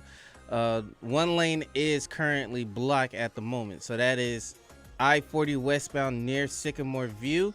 One lane is currently blocked in that direction. So keep it right here. This is your Sports 56 traffic update. Welcome back to Sports 56 Mornings with Peter Edmiston. Yes, I will be good, I promise. Co-hosting Sports 56 Mornings is Anthony Sane. That's great, man. Now, back to Peter and Anthony. Even lovers need a holiday. Far away from each other. So, you remember here on this Soft Rock Tuesday, you remember the story of Bishop Sycamore? Of course. The team that got on ESPN, even though it isn't technically, it doesn't have a location. It's a school a high school team that was full of JUCO transfers of 19 and 20-year-olds that didn't seem to have any kind of idea what was going on. A very confusing situation. Well, their coach has given an interview yesterday with the local Columbus, Ohio NBC affiliate, and there was an appearance that he said the coach Tyron Jackson said he wants to set the record straight. Okay. You ready? Mm-hmm. Because they're trying to figure out what's going on. There's no actual school building, no school curriculum associated with Bishop Sycamore, even though it was identified by the state of Ohio as a school, a non-charter, non-tax supported school during the previous school year. So they're trying to figure out, well, what's the deal? Coach Tyron Jackson said it's simple. Quote, "We do not offer curriculum. We are not a school." That's literally what the man said. We do not offer curriculum. We are not a school. That's not what Bishop Sycamore is. And I think that's what the biggest misconception about us was, and that's our fault. What a quote! That's amazing. He said, because that was a mistake on paperwork, is what he said. So they marked on the paperwork that said, check this box if you're a school. Somebody checked that box. And they left the box blank that said, check this box if you are not a school. And you were just doing this as a tax dodge or some weird scam. They were supposed to check that box, but instead they checked the box that said, this is a school. He said he was pressed on that, and he said he didn't know anything about the program filing with the Ohio Department of Education, which they did file with the Ohio Department of Education as a school. He said that was done before he was hired. And when told, he said that they actually investigated they actually put a bell schedule together and had a building address and all that he said, "Oh, right, I don't know anything about that. I won't speak on stuff I don't know about." Like I said, if it was something like that, that was terrible. That's not how you do business. Yeah, that's wild. And that's He said the team is still. He said the team is still practicing as what he calls a quote post-grad football academy. Those do and should exist though, because I think something like that should exist for ways to try to get kids scholarships, kids that graduate high school to try to get eyes on them, to try to get them scholarships still. But it should be presented as such, not as like I'm a school, let me go play. I mean, it was presented as a school, kind of. It was presented as the IMG Academy of the North of Ohio, and obviously that did not play out at all. If you read those stories and everything else that were involved with the program, but I love my man saying, "Yeah, I think that's where the problem comes in. We're not a school." So that's where that confusion came in. We said we were a school, but it turns out that we're actually not a school. Teaching these kids life. That's the school of hard knocks is what this is. Yeah. And we all know how that works. Hey, I appreciate the honesty though. It's a little delayed, but yeah. I suppose that better late than never. Sure. The honesty is tough, man. So Bishop Sycamore, we'll keep an eye on it. The previous head coach Roy Johnson was replaced last week by this guy Tywin Jackson. So here we go. Hopefully they can get all that stuff figured out. I'm excited to see it because I want to hear more about this. I want that 30 for 30. We need that story from that. Randy Edsall, the coach of UConn, is stepping down immediately. He initially had said yesterday, or I guess Sunday, that he was going to retire at the end of the season. And then yesterday that was clarified a little bit. The school announced a change of plans, saying that Edsall and their director of athletics had come to a mutual decision that is in the best interest of the UConn football program for Edsall to step away immediately. Edsall, the Huskies are absolutely terrible. UConn is just a terrible program right now. They are 6-32 in his second stint there. He was much better in his first. They even went to the 2010. Did you know the UConn was in the 2010 Fiesta Bowl? Yeah, I do remember UConn being decent a while ago. I mean, that's crazy to me that team was in the Fiesta Bowl. When he went to Maryland, it was not good. Came back, it's not been good at all.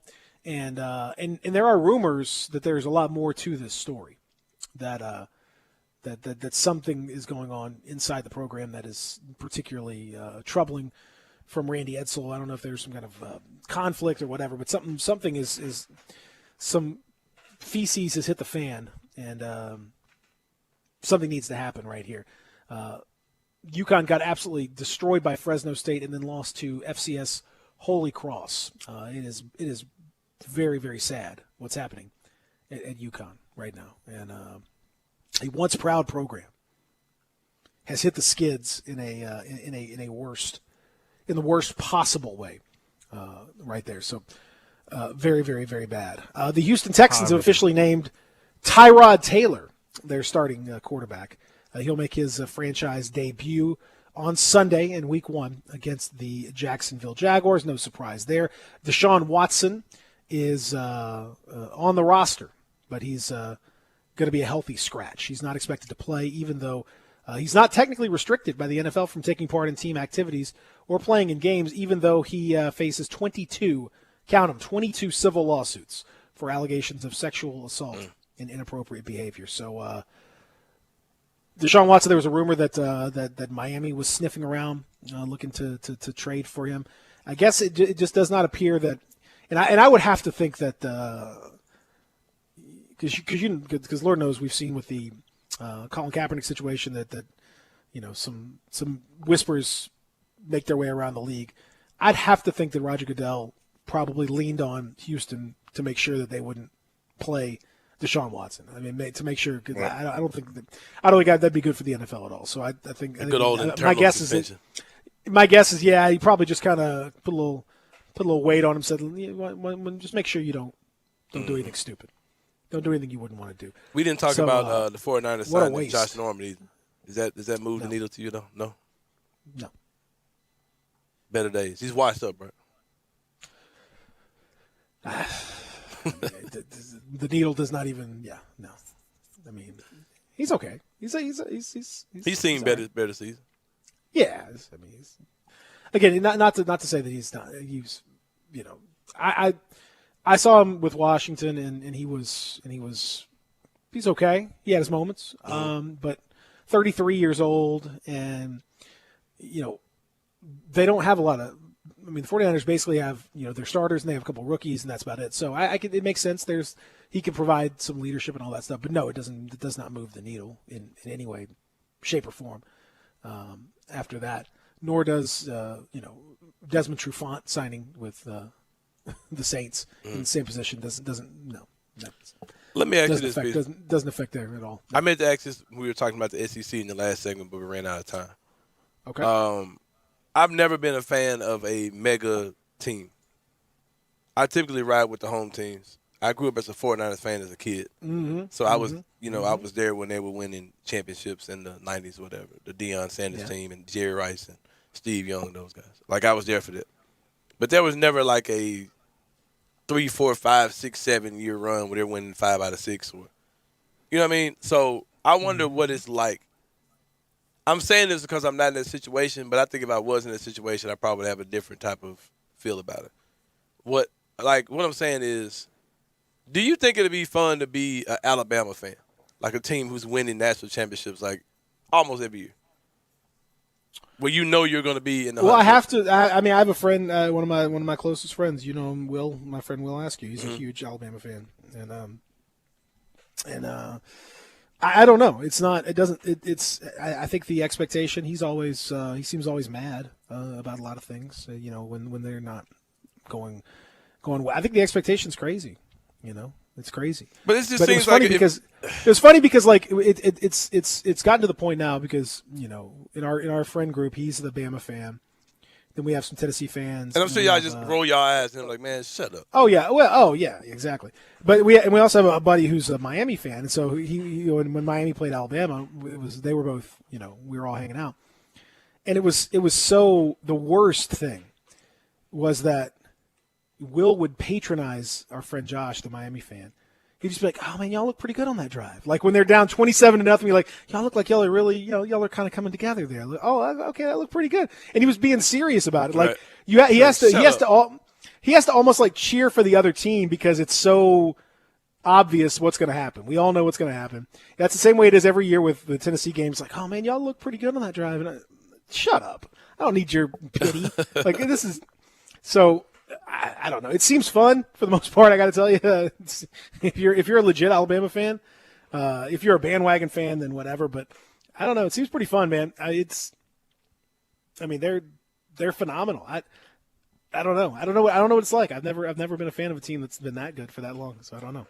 Yeah, it just seems like that would be cool, but not cool. Like it does seem like the expectation level would be so high. Because if the Grizzlies or the Tigers won one national championship in my lifetime, hey, I'm great. Like that would just be. I can imagine how fun that ride would be. But being there every year for that, like this just seems. It's fun. It's fun. It is fun to be the underdog. Like it is fun to be the underdog and to have a chance to win a game that you wouldn't necessarily expect to win. That's really cool. Like you don't necessarily get too many opportunities like that. So, if you're a Bama fan, you're never going to have that opportunity. You're going to be expected to win every single game that you play. So, I don't know. It's. I'm sure they miss being an underdog every now and then, but it's not going to happen. I mean, they win. They cover basically all the time. They cover the first half pretty much all the time. It's what they do. So, I don't know, man. It doesn't. It seems like a lot of the fun of being a plucky underdog is. That's gone for them, but I don't know. It still seems like he was having a good time, to be honest with you. Yeah. When you watch your team just be dominant, and that's the crazy thing is that he's so like Nick Saban. As much as it pains me, I've started to like the guy. I didn't like him for a long time. Mm-hmm. I've started to like him because it's just I can't help but respect like the way he approaches it. He's not a lot of hokey BS. He pretty much just kind of has been the same way the entire time. He approaches it. He's willing to grow and change. He's changed his style. He's changed his offensive style. He's changed the things that he's done with his team. He's admitted that he needed to improve, and he's willing to go every single year. He's had to replace coordinators and has continued to stay at an extremely high level. He has to replace 5-star talent with more 5-star talent, which is, sounds easy, but you can see what happened at Clemson. It's not always easy to do that, even if the talent is there. And he seems to have I like the way he approaches things. So I don't know, man. As much as I hate it, I've actually started to really like Nick Saban. Yeah, and like you said, he switches up his coaching staff a lot too. You know what I mean? So it's like you kind of take for granted what they're doing there, but it's absolutely phenomenal.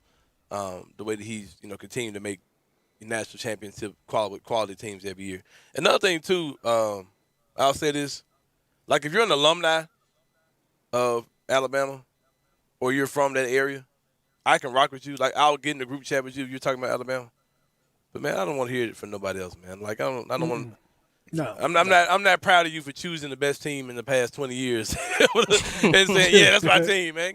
I got a friend, bro, that's the biggest front runner. Like he's a fan of like Duke, Alabama. Like everybody's like the cream of the crop, Blues of the Blue Bloods. He's all his teams and he craps on everything in Memphis. So like, man, go get some counseling, man. You got some parental issues. Like, so something happened where somebody let you down if you're that big of a front runner, bro. So.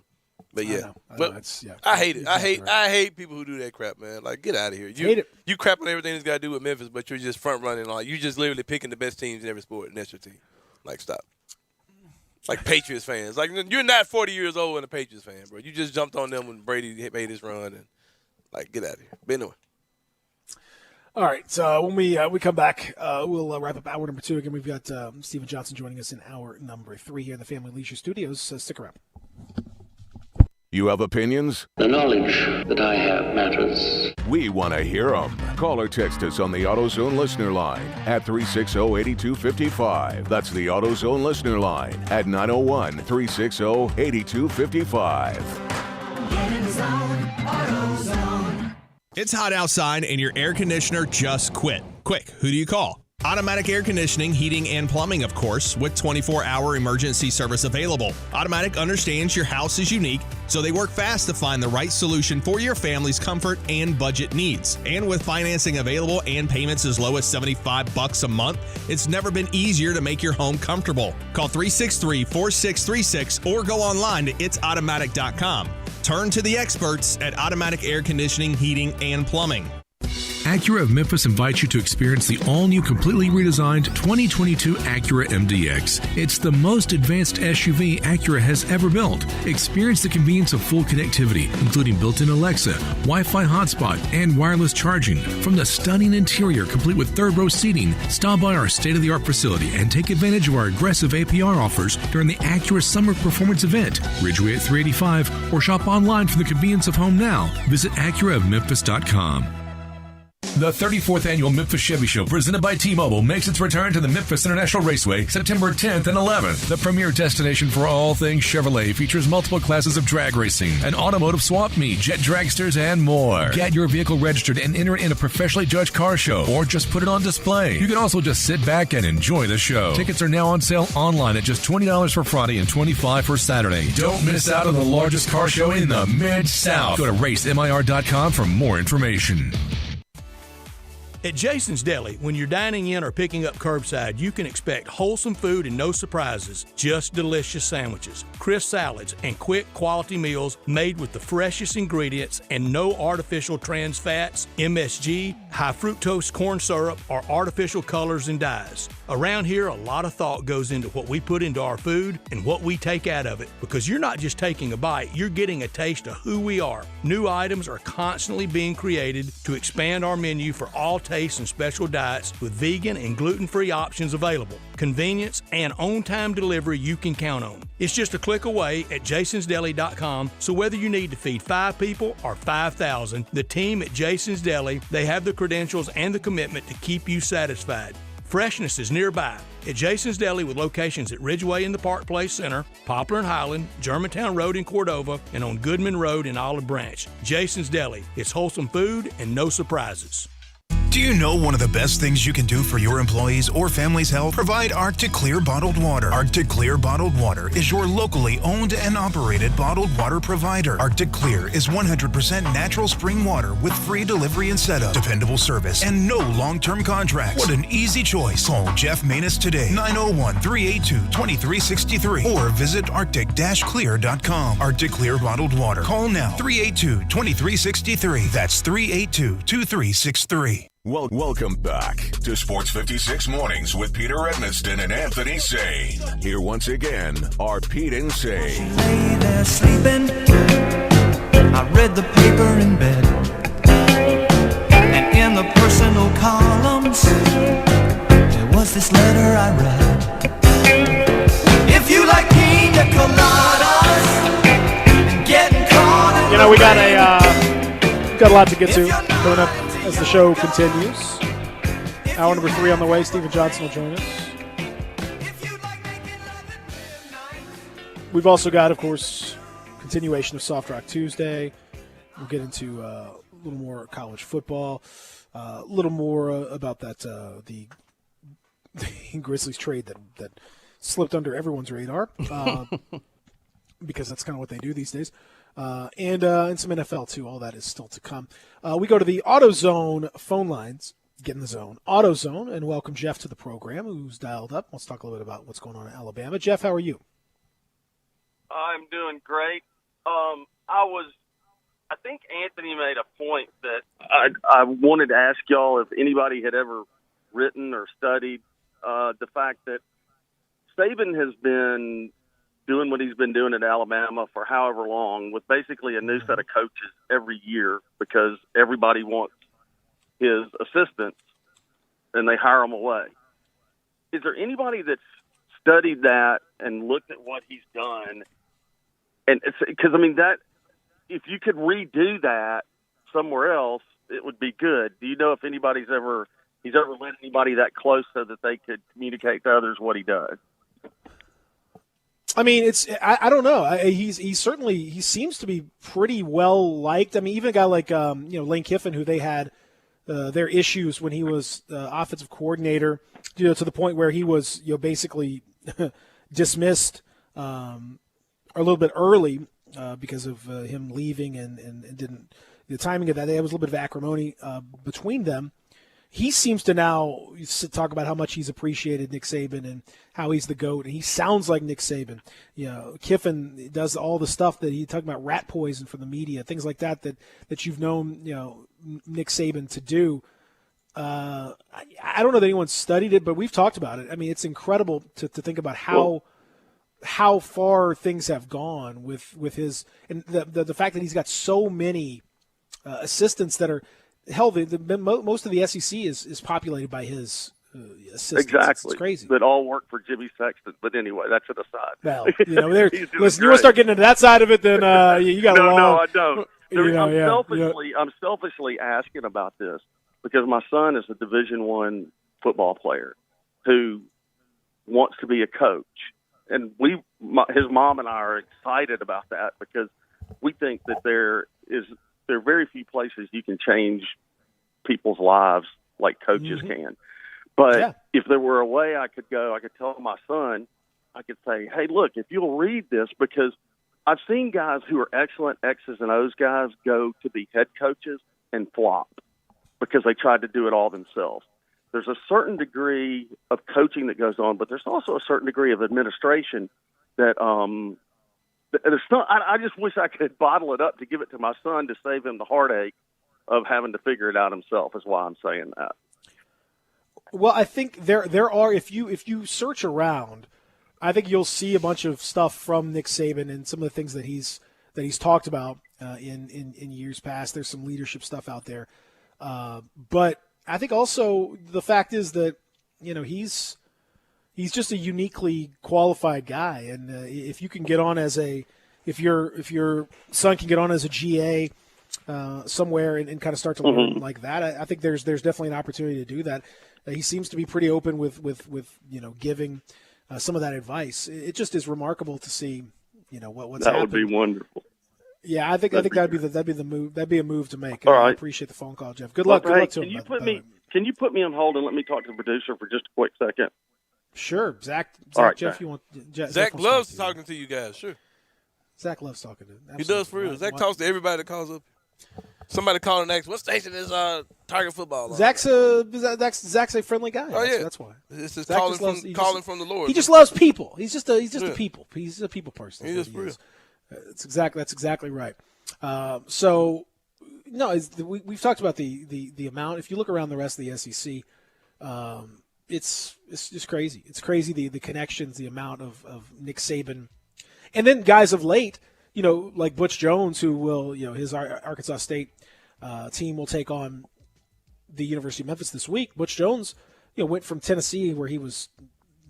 It wasn't great. It wasn't great. Let's be honest.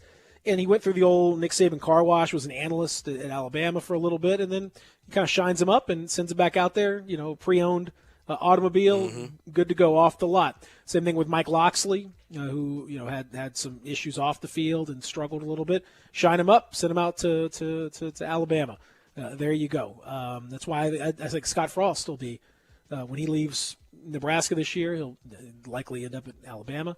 Bill O'Brien is there now, having struggled in the NFL mightily with Houston. He's at Alabama right now, doing just fine as the offensive coordinator. I'm sure next year he'll go somewhere else and get himself a head coaching job. Doug Marrone from the NFL is their offensive line coach. It's a crazy staff that they've got out there right now. So it's just nuts, and that's what Nick Saban does. So it's incredible. You just have to give him.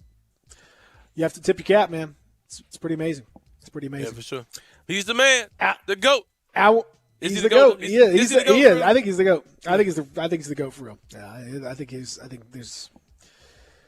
he's better than to do it in this era is even harder, and he makes it look easy, but it's very, very, very much not. He's terrific. Yeah, hate to say it, but it's true. Hour number 3 on the way. We'll come back with a little recap from last night. A look around the University of Memphis, what we heard from Ryan Silverfield yesterday. Also some NFL talk as we head close to week 1, just 48 hours away from week 1 of the NFL, the actual season getting underway too. So all of that's still to come. Real Sports Talk, Sports 56, 98.5.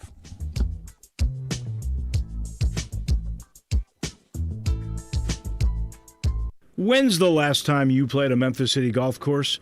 You will love what you see, I promise. If you have not played Galloway, Audubon, Fox Meadows, or Pine Hill lately, or the links at Whitehaven, you are in for a treat. With summer here, the grass has popped, the conditions are terrific, and this year Memphis City Golf is really concentrating on competition. If you love amateur competition, there will be a Galloway, Audubon, Fox Meadows, and Pine Hill Championship, all leading up to the Pub Links and the Hillman Robin. And ladies, you've got amateur championships too. And if you're a junior, the place to be is the Links at Whitehaven. There will be camps all summer long. Go to the website, moms and dads, if you would like to enter your child to learn from the pros how to play golf. And wait till you see the renovation at Overton Park. And soon there will be a redo at Pine Hill. Memphis City Golf, a sporting tradition for over 100 years. Hi, everyone. This is Greg Gaston for FanDuel. The NFL is back, and FanDuel Sportsbook is celebrating with 40-1 odds on any Week 1 game. Who doesn't want to win $200 on a $5 bet? New customers get 40-1 odds when you place your first bet. FanDuel is sports betting made simple. Plus, when you win, you'll get paid in as little as 24 hours. See for yourself why FanDuel is America's #1 sportsbook. Just sign it with promo code GASMAN, and you can win $200 on a $5 bet. Exclusively on the FanDuel Sportsbook app. You must be 21 or over and present in Tennessee. New users only. $10 first deposit is required. Must wager in designated offer market. Max bonus $200. Bonus for Tennessee users fulfilled in site credit within 72 hours. Tennessee site credit expires 14 days after receipt. See full terms at sportsbook.fanduel.com. Restrictions do apply. Gambling problem? Call Tennessee Redline at 1-800-889-9789. Did you know nearly 40% of men under 40 and over 75% of men over the age of 40 experience sexual performance concerns? At the Memphis Men's Clinic, their experienced physician performs a comprehensive evaluation that determines which specific issues may interfere with your sexual performance. These issues can vary and range from anxiety to medical issues, low testosterone, or erectile dysfunction. The Memphis Men's Clinic has evaluated hundreds of men of all ages over the years and reestablished a normal sexual life. The Memphis Men's Clinic will work aggressively to resolve issues and allow you to restore your sexual health and overall well-being. That's the Memphis way. If you're 20 years old or 90 years old, come and get cared for the Memphis way. Treatment that's based on your specific needs after a professional clinical evaluation by their experienced board-certified physician. Call the Memphis Men's Clinic today at 901-443-0475 or visit memphismensclinic.com. I know the sweetest thing in Memphis, and I know it's been around for 115 years. You know, I'm talking about Dinstall's, and it's time to stock up heavy on Cashew Crunch, Heavenly Crunch, Turtlettes, all of your favorite Dinstall's treats. So easy to get. The sweetest thing in Memphis, all you have to do is head to Laurelwood or head to Germantown and Poplar right across from the hospital, or go where they make the candies. That's on Pleasant View. There's nothing that says Memphis better than Cashew Crunch with that little tinge of coconut, or the Turtlettes. Let's face it, there's nothing better than Dinstall's chocolate. That's the mainstay of all candies, isn't it? Milk chocolate, although their dark chocolate is pretty darn good. And if you get the peppermint with the dark chocolate and put it in the freezer, you're going to love it. So many ways to love Dinstall's. Stock up heavy on all of your favorite Dinstall's treats. 115 years of making Memphis oh so sweet. We are Sports 56 WHBQ Memphis and W253DF Memphis, Flynn Broadcasting Stations. Sports 56 traffic.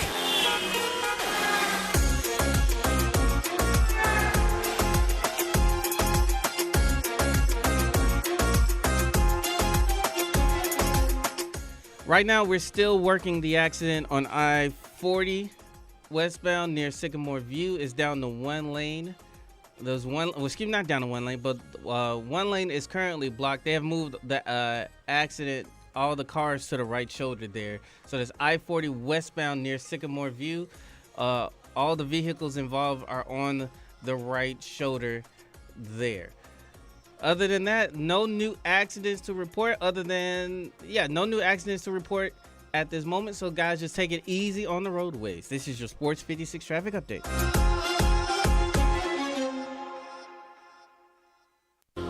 Welcome back to Sports 56 Mornings with Peter Edmiston and Anthony Sane. This hour of Sports 56 Mornings is brought to you by Acura Memphis. Here once again are Pete and Sane. Spending all my nights, all my money going out on the town, doing anything just to get you off of my mind. When the morning comes, I'm right back where we started again. Come on now. And trying to forget you was just a waste of time. Come on, Anthony, sing. Baby, come back. Woo! Any kind of fool could see. There was something in Hour number 3, ladies and gentlemen, presented by Acura of Memphis is here. You know it. I'm Peter Edmiston, he's Anthony Sane. We are live in the Family Leisure Studios on a beautiful Tuesday morning. It feels like a Monday. I know you guys are back from Labor Day. Many of you were off yesterday. God bless you. If you were, we were not. But you know what? We're still here. We're doing our thing. And that's we're doing it for you. It's not for us. We're doing it for you out here, ladies and gentlemen. We've talked a lot of college football already. We've talked some NFL. We've talked some Grizzlies as well. We'll do more of that coming up here in just a moment. Also coming up in this hour, we'll talk to our good friend Stephen Johnson as well, from the Daily Memphian. So that'll come up here in just a little bit. In the meantime, last night, for those of you that were listening here on Sports 56 or watching on ESPN, you saw a dominant performance from Ole Miss against Louisville. Got a little. I would never say it was in question. The total was in question. It looked like it was under all the way until the very end. It got a little bit iffy, but it ended up being under, and Ole Miss ends up winning pretty easily, 43-29. A great performance from Matt Corral, great performance from Snoop Connor. Defense looked probably a little bit better than expected, and overall, very impressive stuff from the Rebels, who looked the part. They looked the part this year, and might be worth just kind of keeping an eye on them. That first game in October against Alabama, I think very intriguing potential game going on right there. Anthony's saying I think they might have the goods to give Alabama a little bit something to think about. Oh yeah, for sure. That game's coming up in like a month from now. Yeah, it's about a month from now. Oh, it's gonna be the showdown. It's gonna be the showdown. You going? Let's go. That's the showdown. That's gonna be good luck. Good luck finding those tickets. Good luck not getting beat by 40. Oh, well, no, I don't know. Ole Miss might beat them folks, bro. You don't know. I don't know about it might be, but I think they're going to be certainly they're going to make it an interesting game. I think it's the way they play, the way they approach it. I think they're going to make it a very interesting game, indeed. Also, college football. No surprise here. Big 12 presidents met yesterday. Didn't vote anything, but they are still expecting the four teams that we've discussed: UCF, Cincinnati, BYU, and Houston. They're still expecting them to join the league. There will be a formal vote later on this week on Friday. The formal applications from each of these schools are coming in this week, and so if they vote on Friday, then that would mean that they would likely. I'm sure that would be a unanimous vote, and then that would start the process of getting them into the league. Question is, when would it be? I think, according to Pete Thamel, the tentative projection would remain that things would happen for the 2023 season, which would actually mean, kind of awkwardly, that there would be two more Big 12 seasons with 10 teams, this one and next. Then the next two seasons would be at 14, which would still include Oklahoma and Texas, but also the other schools that have been involved. And then you would see Oklahoma and Texas out after that. But it could be that there's 2 years, and you could see, Houston being scheduled against Texas a lot. You could see some interesting scheduling from the Big 12 that would still control the scheduling of Texas and Oklahoma. I think you could see some pretty disadvantageous scheduling from them for the 2 years left. It might be incumbent upon them to pay up as quickly as they possibly can before they do that, because I think it's going. I think they might make their lives a little bit miserable. Yeah, they. How are you dealing with the reality of the Memphis situation? What are we? Are we a weekend yet from the news coming out? Yeah, a little less than a week, I think. Yeah. I mean, I'm dealing with it. I mean, I'm fine. It sucks, but you can't just sit there and be miserable for the rest of your life. You just gotta move on and figure out what's the next thing that you can do. And gotcha. Maybe there's more expansion to come from them. Maybe that's possible. Maybe you'll see some improvement in that area. I don't know, but I do know that from Memphis' perspective, you just have to. I mean, you have to do the best you can to prepare for the next thing, and you hope the next thing comes and it gives you an opportunity to jump in, because otherwise you're really going to be. It ain't gonna be good. So that's ultimately what it comes down to. I think the only thing you can do right now for Memphis is to keep doing this, keep on the trajectory that you're going on. You've got facilities improvements. I think when basketball season rolls around, it's going to be even more obvious that Memphis is going to be prominently displayed all over everything. That's going to help you. Based on what we've talked about, the issues that Memphis faces, the preconceptions around college football and around college sports about Memphis, they are not going to go away without time. It's just going to be time. It's just going to be, just going to have to be time and doing the right thing over and over and over again for years. Because I think there's still some perceptions of Memphis out there as a school that's been in trouble with the NCAA, as a school that isn't a football school, doesn't support the football team, all this stuff, and that's no longer true. But it's just stuck with you for a long time, and unfortunately, that's been the way it is for them. Yeah. Texter was saying something I read from yesterday. Can't remember what show they were on, but I don't understand why people think this way. But you might can make sense of this. Texter said yesterday that it makes more sense for conferences to take on more teams from a money standpoint. I'm like, well, the pie is the pie, so how is splitting the pie up better by adding more teams? Well, it just depends. I mean, again, it's simple enough. From a TV point of view, if you are allowed to bring those teams in and renegotiate, because a lot of these conferences have clauses within their TV deals that allow them to renegotiate once the composition of the league changes. So if you add a couple teams, then all of a sudden now you can renegotiate your contract. And in the case of the SEC, if you add Oklahoma and Texas, obviously you're adding a couple of really big brands, a couple of really big fan bases, all that. So you are entitled then for your next TV deal to ask for even more money, which means that, whatever the pot is split now at 14, 14 times X, I think it's like 50 or 60 million a team.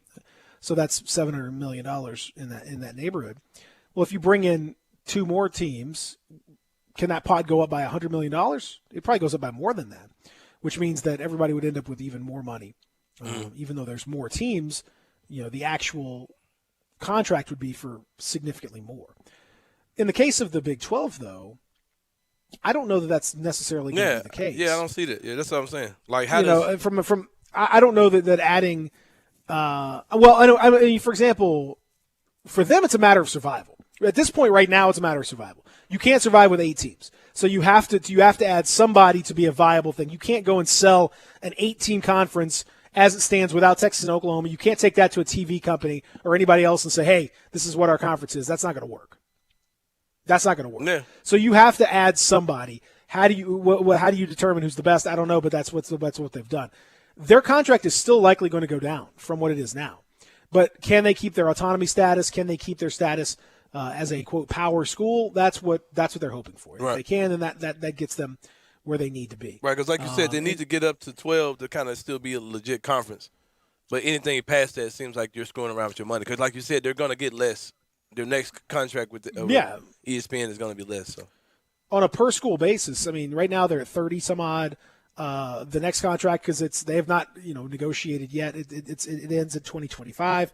These TV companies, once they know what the composition of the league is going to look like, that number is probably going to go down to 15 or 20, which is still better than the AAC right now is at 7. So that's still more than twice as much for those schools that are moving. But it's not as much as it is right now. It's still the best that they can do. So that's what I would say is the thing. Honestly, like it's for the Big 12, their expansion right now is an existential kind of thing. Like they have to do it in order to survive. But from everybody else, and the Pac-12 came to this conclusion as well. Like they were looking at potentially expanding, but like they kind of looked around and said like what are we going to get if we expand? Like who's bringing something to the table here? How's that going to work out for us? And I think they kind of came to the realization that it's really probably not at this point not really worth it for them.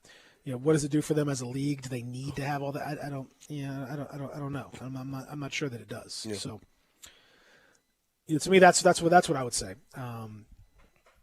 Here's what I've been saying. It just sucks. I mean, for Memphis, it just sucks. I mean, there's no two ways about it. Here's what I've been saying for a while, and I've been trying. I still don't know if I can say this the right way, what makes any sense. All right, what's stopping ESPN from just saying, "Look, we're done paying money for a conference," and just saying we're just going to take this 50, 60 amount of teams. You guys are a league, and we just pay y'all. And we just make all the money. Like, what's stopping them from doing it? I mean, contracts. Like conference contracts, whatever? Yeah. Well, several contracts. I mean, number one, you have contracts within each of the conferences that are, most of these conferences, not all. The SEC hasn't, but most of the other conferences have signed a grant of rights. So that means that for whatever period of time, any TV money that comes into any of those schools is going to go to the conference. Basically, they have handed over the rights to their individual TV deals to the conference. So in the case of the ACC, that grant of rights extends through 2036, I think. So that means that there's even if ESPN were to take them and separate them out, all that money would still go to the ACC. It just seems like this SEC thing is just a sign of something much bigger to come. Like they're about to just say, okay, screw all this. But they can't. I mean, the sign a much bigger. You know what I mean? The sign, but it's all going to be within the context of these conferences. It's not they're not going to totally dismantle conference play. The SEC, and that's where this alliance of gentlemen or whatever the hell they want to call it, this thing between the ACC, the Big Ten, and the Pac-12. That's where that comes in, because they're trying to at least position themselves to have some kind of a response and be able to schedule properly and all that stuff against the behemoth of the SEC. The only thing that could happen theoretically, I guess, is if the SEC ever got so big that they just completely separated themselves entirely from the rest of college football. But I don't think that that's going to happen. I don't think there's any reason for that. But the other conferences really can't do anything like that. But so I don't see that as a possibility. I'll put it that way. So if the ESPN, aka the SEC, can come in and pluck the top 2 teams out of the Big 12, what's stopping them from doing that to everybody's conference and just destroying everyone's conference? Period. If they can just come in and say, okay, everybody come take these teams from your conference, and now you're scrambling like the Big 12 to go grab 4 more teams. You know what I mean? Like, what's stopping them from just doing it to everybody? And ultimately starting their own league and just shutting all this conference stuff down. But why would they do that? Again, the money doesn't make any sense. But they're doing it. No, they only did it because of Texas and Oklahoma. So you said they won't go to the ACC and go get Clemson. And they won't go get Michigan Ohio State. That does not appear to be the case. And they're not going to get Michigan Ohio State because the money doesn't make any sense for them to go to the SEC. It wouldn't even make any sense. They make tons of money with the Big Ten. Big Ten conference, Big Ten TV is huge. So there's no sure. you're not worried about that. So there's no motivating factor. The motivating factor for Texas and Oklahoma is that the Big 12 has always been a marriage of convenience. It's a conference where they smush together the Big 8 and the Southwestern Conference. It was always kind of unwieldy to begin with. It didn't have a lot of quote unquote tradition. They've always been interested. I'm sure they saw what happened with Texas A&M and how it raised their profile to go to the SEC, raise their money, everything else. Texas said, we can't be having that anymore. We're about to get little brothered in our own place. Can't be having that. And that was that. But that's not true of everybody else. And there's nobody else out there right now other than those teams that you're talking about who are not leaving that would add any value to the SEC. The SEC doesn't get any value by adding these other schools. There's no reason for them to do it. It doesn't make them any extra money. So they're not just going to do it just as like it's not Thanos. They're not going to just try to create balance and destroy and what that's not what they're trying to do. This is a money making situation. It's still logical, and so that's the whole situation with them. Is it logical? Yeah, but would it be logical for them to do the other folks? No, it wouldn't be. I'm just hoping on wishfully hoping for a grand explosion that somehow allows Memphis into some alternate. I mean, yeah. I hope so too. I generally root for chaos anyway in college sports. But on top of that, I mean, I'd love to see some weird stuff happen. But from Memphis' standpoint, I don't see too much possibility of anything that's particularly promising at this point. I mean, I think they're going to have to just kind of, like I said, just continue to position themselves as best they can within the framework of what they got. So, you're going to kind of just kind of hang out and hope for the best and hope that something happens that's maybe a little unexpected that you didn't necessarily see coming, and maybe you could take advantage of it at that point, because that's really, to me, that's what you hope for. We've seen some weird stuff happen. And you can only put yourself. They were much better positioned this time than they were 4 or 5 years ago when that thing came out, and they didn't even make the first cut. They're much better positioned now than they were then, right? Right. So that's good. Now the question is, how do you get even better positioned? What do you have to do? And to me, the only answer is time, because a lot of this stuff is just people's preconceptions of what Memphis is, what they've heard about it, what their friend told them about it, what they remember from back in whatever. That's what they know about Memphis. So the only thing Memphis can do to fight that is just keep doing right. Keep doing right. Keep doing the good thing, right thing. Yeah. So, and hope that you're in the right position once you get there. For sure. So we'll see about that. Coming up next, our friend Steven Johnson is going to join us. So we'll talk to him about this. We'll talk to him about college football. We'll talk to him about what he saw from the University of Memphis Tiger football team this weekend, and what's still to come, because a big one this weekend with Butch Jones and Arkansas State. So we'll talk about all that stuff with Steven Johnson from the Daily Memphian as we return. Real Sports Talk, Sports 56, 98.5. Grab lunch with Greg Gaston and Eli Savoy on Sports 56 middays. Weekdays from 10 to 1 on Sports 56 and 98.5 FM. Getaway Sports Bar, the best kept secret in town, open noon to 1:30 a.m. 7 days a week. Garvin, the owner, created this SEC NFL Dream Bar over 20 years ago. You'll never miss a minute of action. 10 TVs, 5 70-inch TVs for all the big games. Rack them up on 6 pool tables. Coldest beer in town, grab you a pool stick and get you some good bar grub. 100% Angus burgers, big and moist chicken tenders. Daily happy hour Monday through Friday, 2 to 6 p.m. with long neck domestics, $2.25. Getaway Sports Bar, 4632 Winchester. The 34th Annual Memphis Chevy Show, presented by T-Mobile, makes its return to the Memphis International Raceway September 10th and 11th. The premier destination for all things Chevrolet features multiple classes of drag racing, an automotive swap meet, jet dragsters, and more. Get your vehicle registered and enter in a professionally judged car show, or just put it on display. You can also just sit back and enjoy the show. Tickets are now on sale online at just $20 for Friday and $25 for Saturday. Don't miss out on the largest car show in the Mid-South. Go to racemir.com for more information.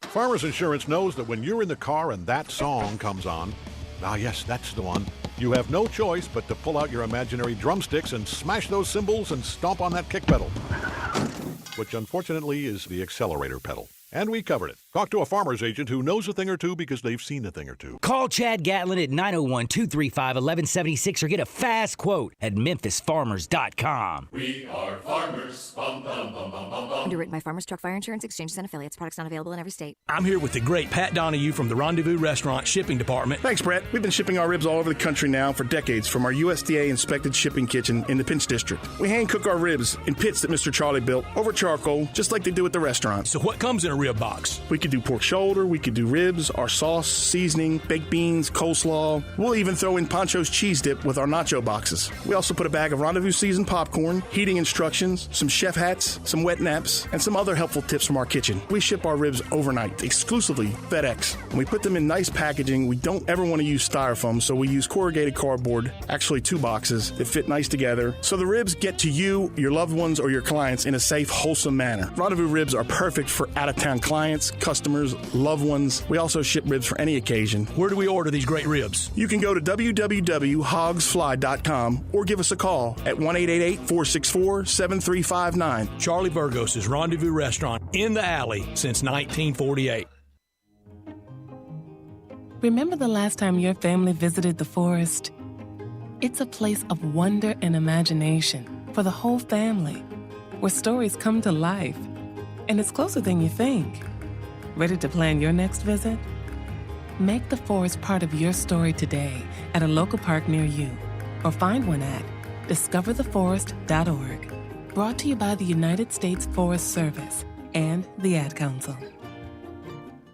Welcome back to Sports 56 Mornings with Peter Edmiston. Yes, I will be good, I promise. Co-hosting Sports 56 Mornings is Anthony Sane. That's great, man. This hour is brought to you by Acura of Memphis. Now, back to Peter and Anthony.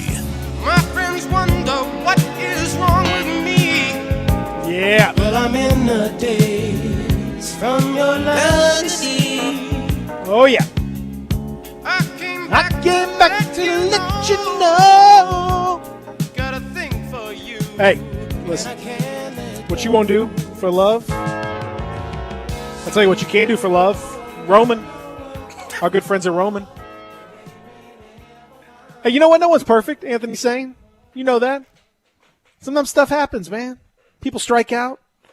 The base is loaded. Sometimes best golfers 3-putt with the tournament on the line. Sometimes stuff happens to you in the bedroom. It happens, man. It happens to just about everybody at some point in time, and it's perfectly okay. But if it's bothering you, there are options. Go to GetRoman.com/bighead now. That's GetRoman.com/bighead now. That's my personal code. Make sure that you put that in, GetRoman.com/bighead, because with Roman, you can get a free online evaluation and ongoing care for your ED, all from the comfort and privacy of your home. A U.S. licensed healthcare professional is going to work with you to find the best treatment plan. And if medication happens to be appropriate, that medication ships to you absolutely free with 2-day shipping. It's very straightforward, very discreet, very private. GetRoman.com/bighead. Get started. Go simply to GetRoman.com/bighead. Complete that online visit. Take care of your ED without ever leaving home. Complete an online visit today. Connect with a doctor. Take care of it. Go to GetRoman.com/bighead now, and you get $15 off your first month. Look, there's a straightforward way to take care of your ED. GetRoman.com/bighead. Get started now to save $15 off your first month of treatment. So, as we mentioned, we've been talking college football. We've been talking a little pro football, a little NBA, all that. Joining us now, as he does on Tuesdays, our pal from the Daily Memphian, Mr. Steven Johnson. Steven, what's up, man? How are you? Man, I'm doing all right, man. I had a great weekend. How about you guys? Man, it's good. How was the weekend, man? What was on your was it just all football? It was all football, and I made 2 months rent, man. So I'm happy college football is back. Oh, how so? What was the tip?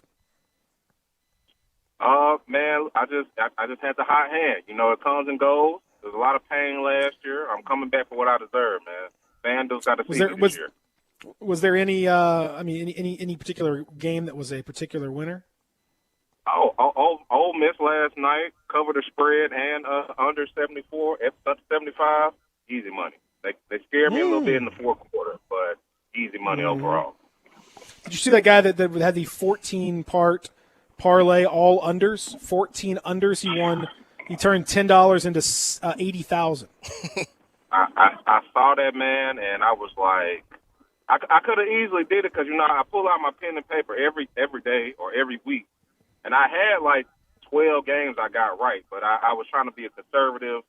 Instead of making one of those mega parlays, I was just doing 4 and 5 teams. I hit those, but I saw that. I was like, man, that's like hitting the lottery. I mean, that's a lot. I mean, imagine if he decided to play $20 on that or play, play 50. I mean, this man would have been, life-changing. Forget about it. 400, 500 grand. It'd been crazy.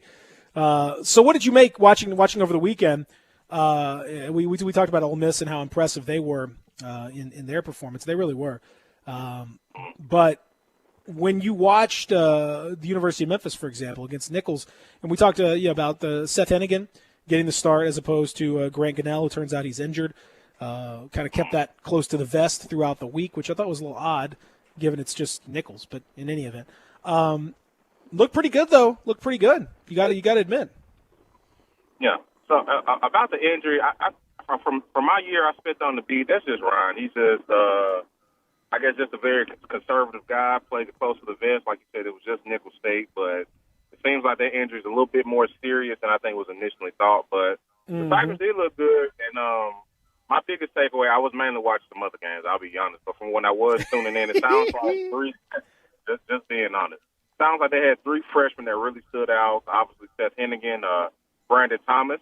And let me give myself a pat on the back. On our podcast, I said he would be the breakout player offensively. Didn't know he was going to start, but he certainly kind of performed to the expectation I had from him after the spring. And on defense, Greg Rubin, kid from White Station, he was one of those first kids that kind of turned down those Power 5 schools to come to Memphis. He had a pretty good game. I think he can be a very special player for the Tigers down the line. So they look good. The running game looked good. The quarterback looked good. And most importantly, you kind of got a glimpse of what the future could look like when you had these 3 freshmen really stand out above kind of everybody else. Anthony saying, I'm impressed with Steven Johnson's on a sane level of self-congratulations on some of this. Hey, I think that's my that's guy. Important. That's important to do. Y'all I appreciate that. Y'all better be glad that me and Steve haven't hung out outside of work yet, because when that happens, the world's going to know for sure. Uh-oh. Yeah. You just wait. It's coming. But when it happens, Hey, we got to get my boy and get him indoctrinated a little bit, man. We had Fred Bonner on yesterday. The playlist was. I kind of blame you a little bit because I thought for sure you would have prepped him for the show, but it's all good. He gonna be all right. He didn't even let me know he was coming on. See what I'm saying? I would give him a heads up. Yeah, man. I would give him a heads up. Yeah. It's not your typical show now. Yeah, I mean, I was feeling a little bad for him, honestly, because Sane just because I'm gonna judge the playlist for sure. He judged him hard. It was harsh. It's harsh. It was in love, though. I tore him down and built him back up. He's good. What songs did they have? Just a bunch of sleepy, like it was the artists were cool, but like the songs he picked for those artists was like the sleepiest songs he could pick. I was like, man, about to drive out. I mean, he had J. Cole, a lot of J. Cole, J. Quill, Tupac, Kendrick, Nas, but it wasn't like I couldn't get with it, but it was cool though. It was genuine. It was genuinely him, so I can't knock him for that. What do you? Go ahead. What are you hearing about the Tiger basketball workouts? Any players surprising, guys that are looking better than expected? What are you hearing? I think everybody's been kind of holding steady in terms of like the people. I haven't heard anybody looking bad, so I think that's a good sign. I know there's been a little confusion about Earl Timberlake's status. From what I've been told, he's practicing. I think Penny said something about the other day, like he's itching to get back out there, and I think that kind of sent out some red alarms to a couple people. Mm-hmm. But from what I've been told, he's looking good. Everything's coming together. I know they'll have a public practice. I don't know if that's for like the booster club, the rebounders, whatever they call them, at the end of the month, and they might have something for that. I guess what are they calling that scouting camp they're doing in October or something like that. So Tigers fans will kind of maybe get a chance to see the team at practice up close before some of those exhibition games. From what I've been told, everybody's been looking good, man. It's probably about to get a little more intense over these next few weeks. Are they doing the Memphis Madness this year, like normal? Have you heard anything? I believe so. So I'm trying to figure out what is that. I'm sure with the players they recently got and Rasheed and Larry Brown. Yeah, you got to. Memphis Madness is always a big deal, but something tells me, I'm not trying to report anything, y'all, but something tells me that Penny's gonna try to go all out. We could see maybe a real big time. I want to hear like it. I want to hear it. Hey, I got to get some more info. But did you say Ace Hood? What did you say? Ace Hood, ladies and gentlemen. No, the A-list. Oh. Ace Hood,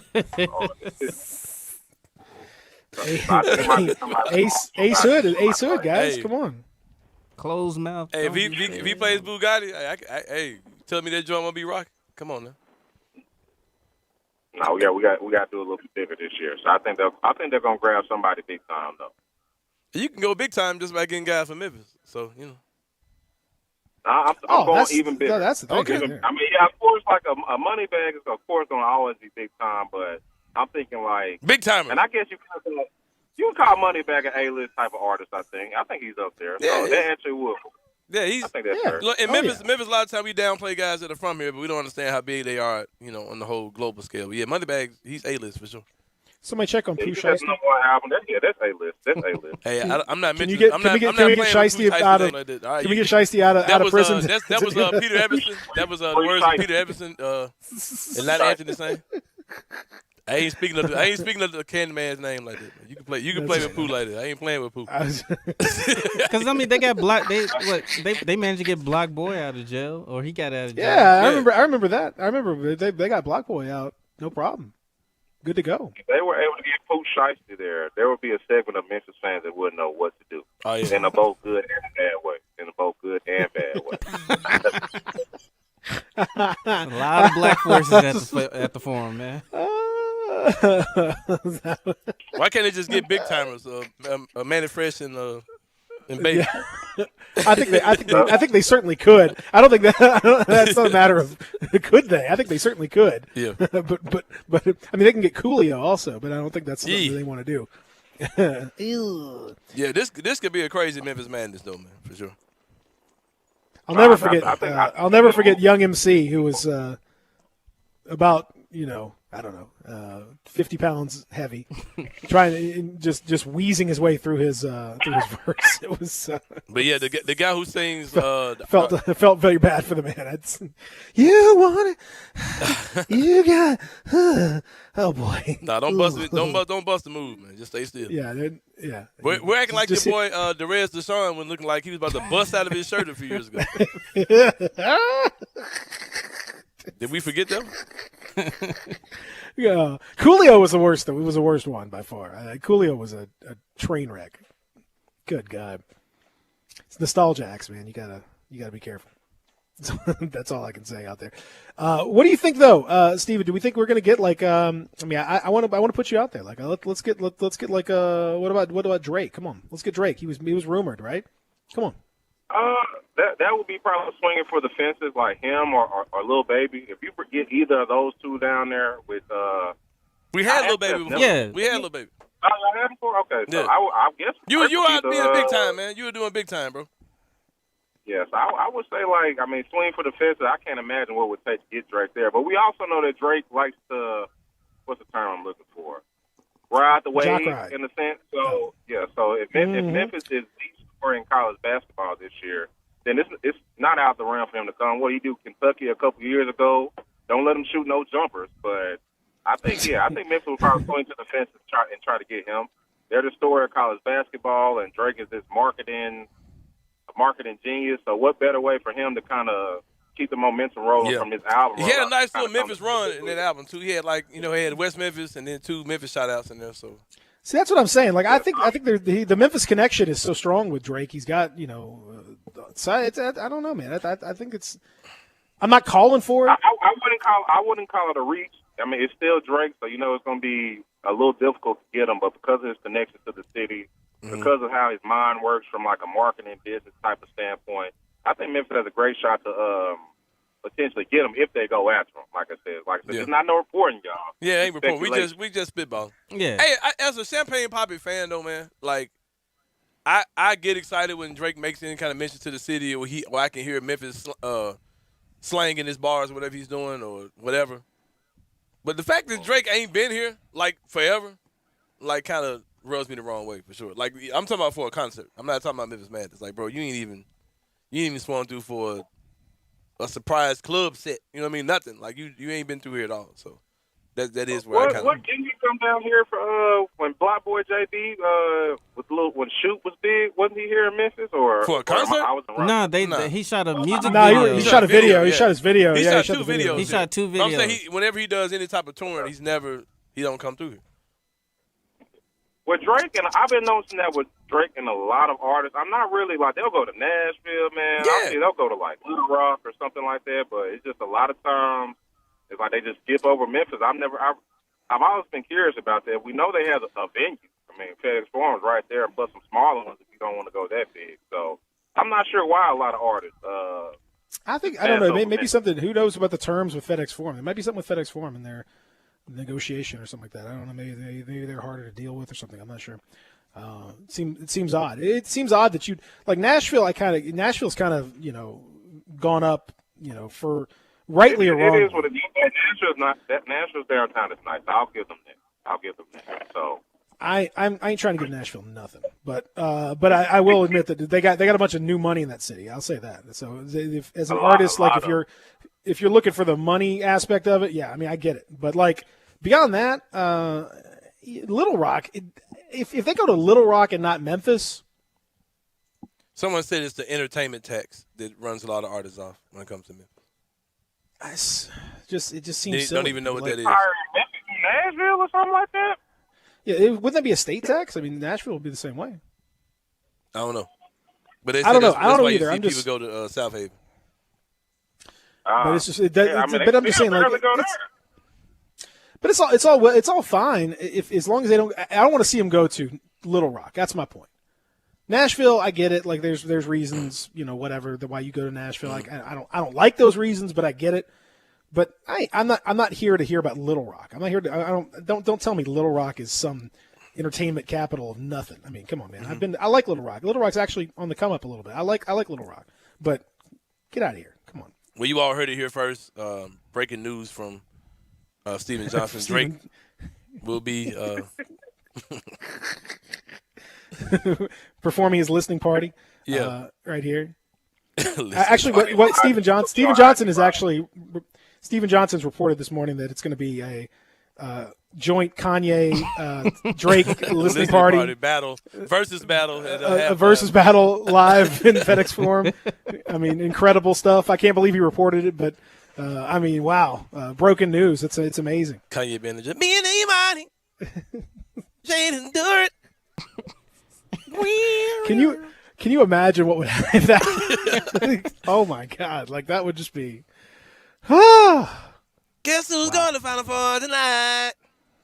Come on, Zach, get with me. I don't know how you got that info. Hey,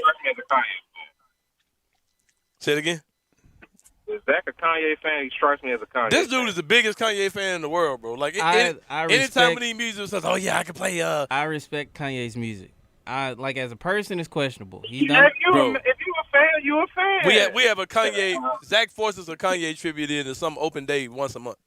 No, not at all. Not at all. Peter, am I lying? No. No, he's not lying. We did Kanye's birthday. We did. I never did Kanye's birthday. In honor of Kanye's birthday, in honor of his listening party, in honor of his album coming out. I'm like, what? No, I never done Kanye's. I don't even know. It's because of the Christian stuff. It's the Christian stuff. Because of Christian stuff. He accepts Kanye as open music. He can play. That's right. Because of his faith. Not at all. I love his late registration, 808 Heartbreak. Yeah, Kanye's one of the old stuff. That's what I heard. I heard Kanye is going to be performing over at Bellevue Baptist. What a scene! What a scene! But that would be so funny. You're gonna have a lot of confused faces up there, man. That'd be so funny. This is a guy, James. Oh, please let it happen. Oh, please let that happen. Come on, now. Steven. How is what's the kid's name? Babyface kid.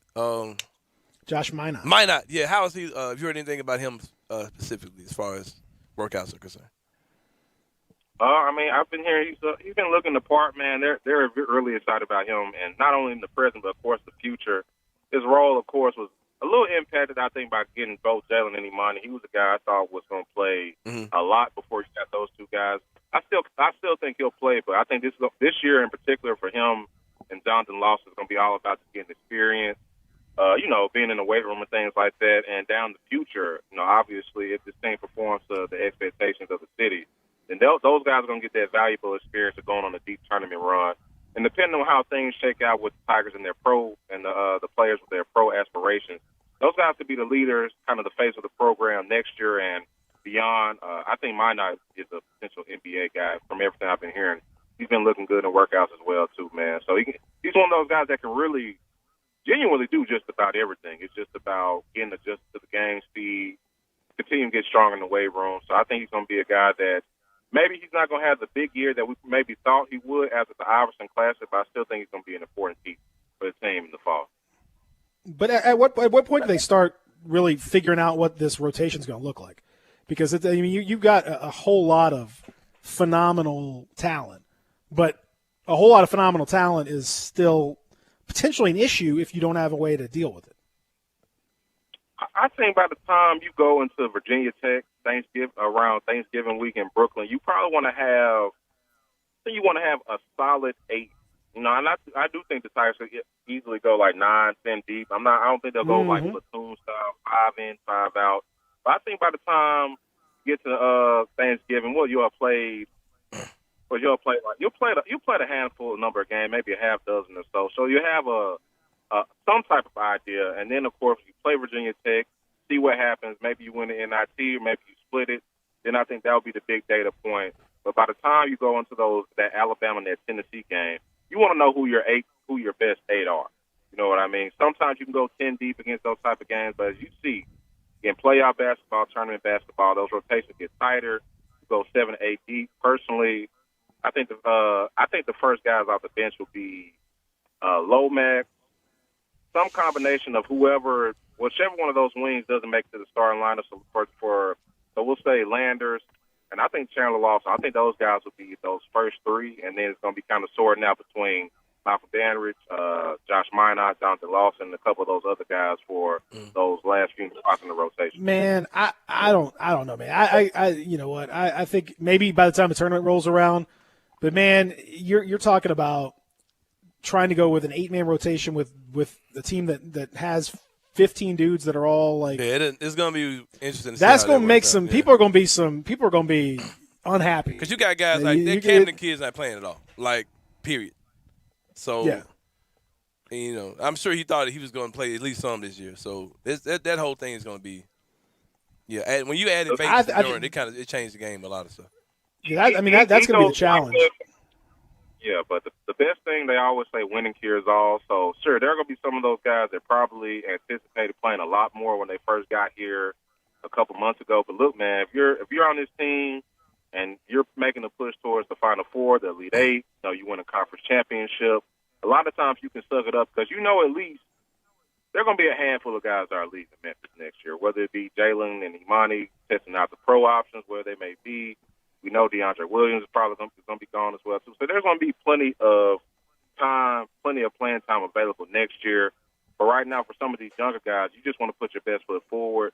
Of course, you want to be in that rotation, man, and then, Memphis will probably bring in another talented class next year. So, even if you're playing more of a smaller role this year, next year you could be on, once again, another very talented, very good team, and you'll be one of the leaders. So I think that's just how Penny, Rasheed, and the rest of the staff will just have to tell it. And I think the guys will be receptive.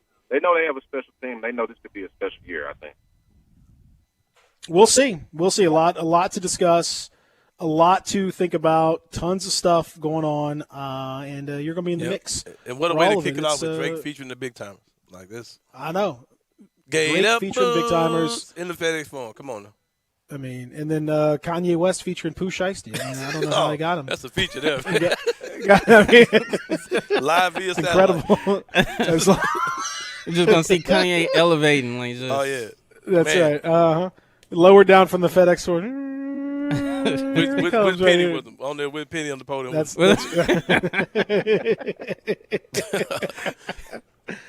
All right, great reporting, Stephen. I don't know how you broke that story, but tremendous reporting right here. We really appreciate it. The versus battle, Drake versus Kanye, live at Memphis Madness. That's exactly right. All right, man. We appreciate it. We'll talk soon. All right. He is our friend Stephen Johnson. He didn't actually report that. Oh yeah, let's make sure we clarify that. Please, I don't want Stephen to no. But I say this though, there will be some juking on the floor. We're juking. Oh, can we talk about that after the break, too? Because that is the weirdest thing I've seen in a while, what's been going on at Tiger football practice. Sure. So strange. Why not? Let's do it. All right, we'll do that. Real Sports Talk, Sports 56 and 98.5. Be sure to follow us at Sports 56 WHBQ on Twitter, Facebook, and YouTube to watch live video of our shows. Stay up to date with station events and have chances to win prizes from Sports 56 and 98.5 FM. Looking for a high-efficiency planting solution? The Case IH 2150 Early Riser Planter combines the industry's most accurate planter technologies with a rugged row unit for a fast and uniform emergence. The Case IH 2150 Early Riser operates at your speed and adapts to unique field conditions so that you can maximize your yield potential. Stop in or call Mid-South Ag Equipment at 662-890-3141 to learn more. That's Mid-South Ag, your Case IH Equipment headquarters. With the help of Cheerios Oat Crunch Almond, I get everyone's morning started with a smile. It has a delicious and hearty combination of the Cheerios you love, whole grain oats, and sliced almonds for an extra crunchy crunch. That's how I set the rhythm for a great day. Look for Cheerios Oat Crunch Almond in your local grocery store. Bellyacre's motto is City-Fied Farm Fresh. The goal is simple: provide a fun, unique farm-to-table experience for the whole family. Two great locations, Regalia at 6130 Poplar and in Overton Square at 2102 Trimble Place. Overton Square hours Sunday through Thursday 11A to 9P. Friday and Saturday 11A to 10P. Regalia Sunday through Thursday 10:30 a.m. to 9 p.m. and Friday and Saturday 10:30 a.m. to 11 p.m. Signature burgers are made from 100% grass-fed beef. Sandwiches, salads, and the best milkshakes anywhere. The burgers, so good, like the Dare Ya or the Double Dare Ya, and the melt in your mouth. And you have to try the Voodoo Moo Moo. It is the quality brand the Belly Acres team has developed using grass-fed beef with creative homemade toppings in a fun farm setting right here in the city. The goal at Belly Acres, to become even more sustainable as they grow. In Overton Square and in Regalia, the very best quality available in Memphis, burger shakes and smiles at Belly Acres. If you're going on vacation, making a college campus visit, or if business takes you out of town, there's just no better place to board your dog than Barks and Recreation, 965 Reddock Cove between Bud Davis Cadillac and the Blue Plate Cafe in East Memphis. Boarding, daycare, grooming, we have the best of everything at Barks. Indoor-outdoor kennels so your family member can go in and out as they please. Indoor and outdoor play areas. 4 walks a day. Group play and individual attention from the best staff in the Mid-South, which includes an overnight staff to ensure the safety and comfort of your pet 24 hours a day. All reasons to choose Barks and Recreation above all other boarding and daycare facilities. BarksDaycare.com or 509-0909. Check us out and make your reservations now at BarksDaycare.com. If your dog could speak, he'd say Barks. Welcome back to Sports 56 Mornings with Peter Edmiston and Anthony Sane. This hour of Sports 56 Mornings is brought to you by Acura of Memphis. Here once again are Pete and Sane.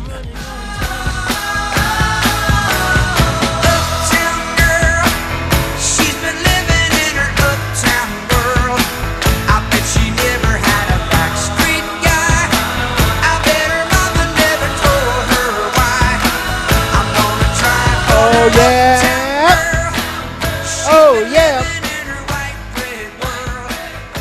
Welcome back. Hour number 3 wrapping up, presented by Acura Memphis, online AcuraMemphis.com. And thanks to them. Our thanks to our friends at Central Barbecue. You know it. You love it. It's delicious. It's fantastic. It's going to make you feel, if you're taking your uptown girl somewhere special, I think Central Barbecue is a pretty good choice.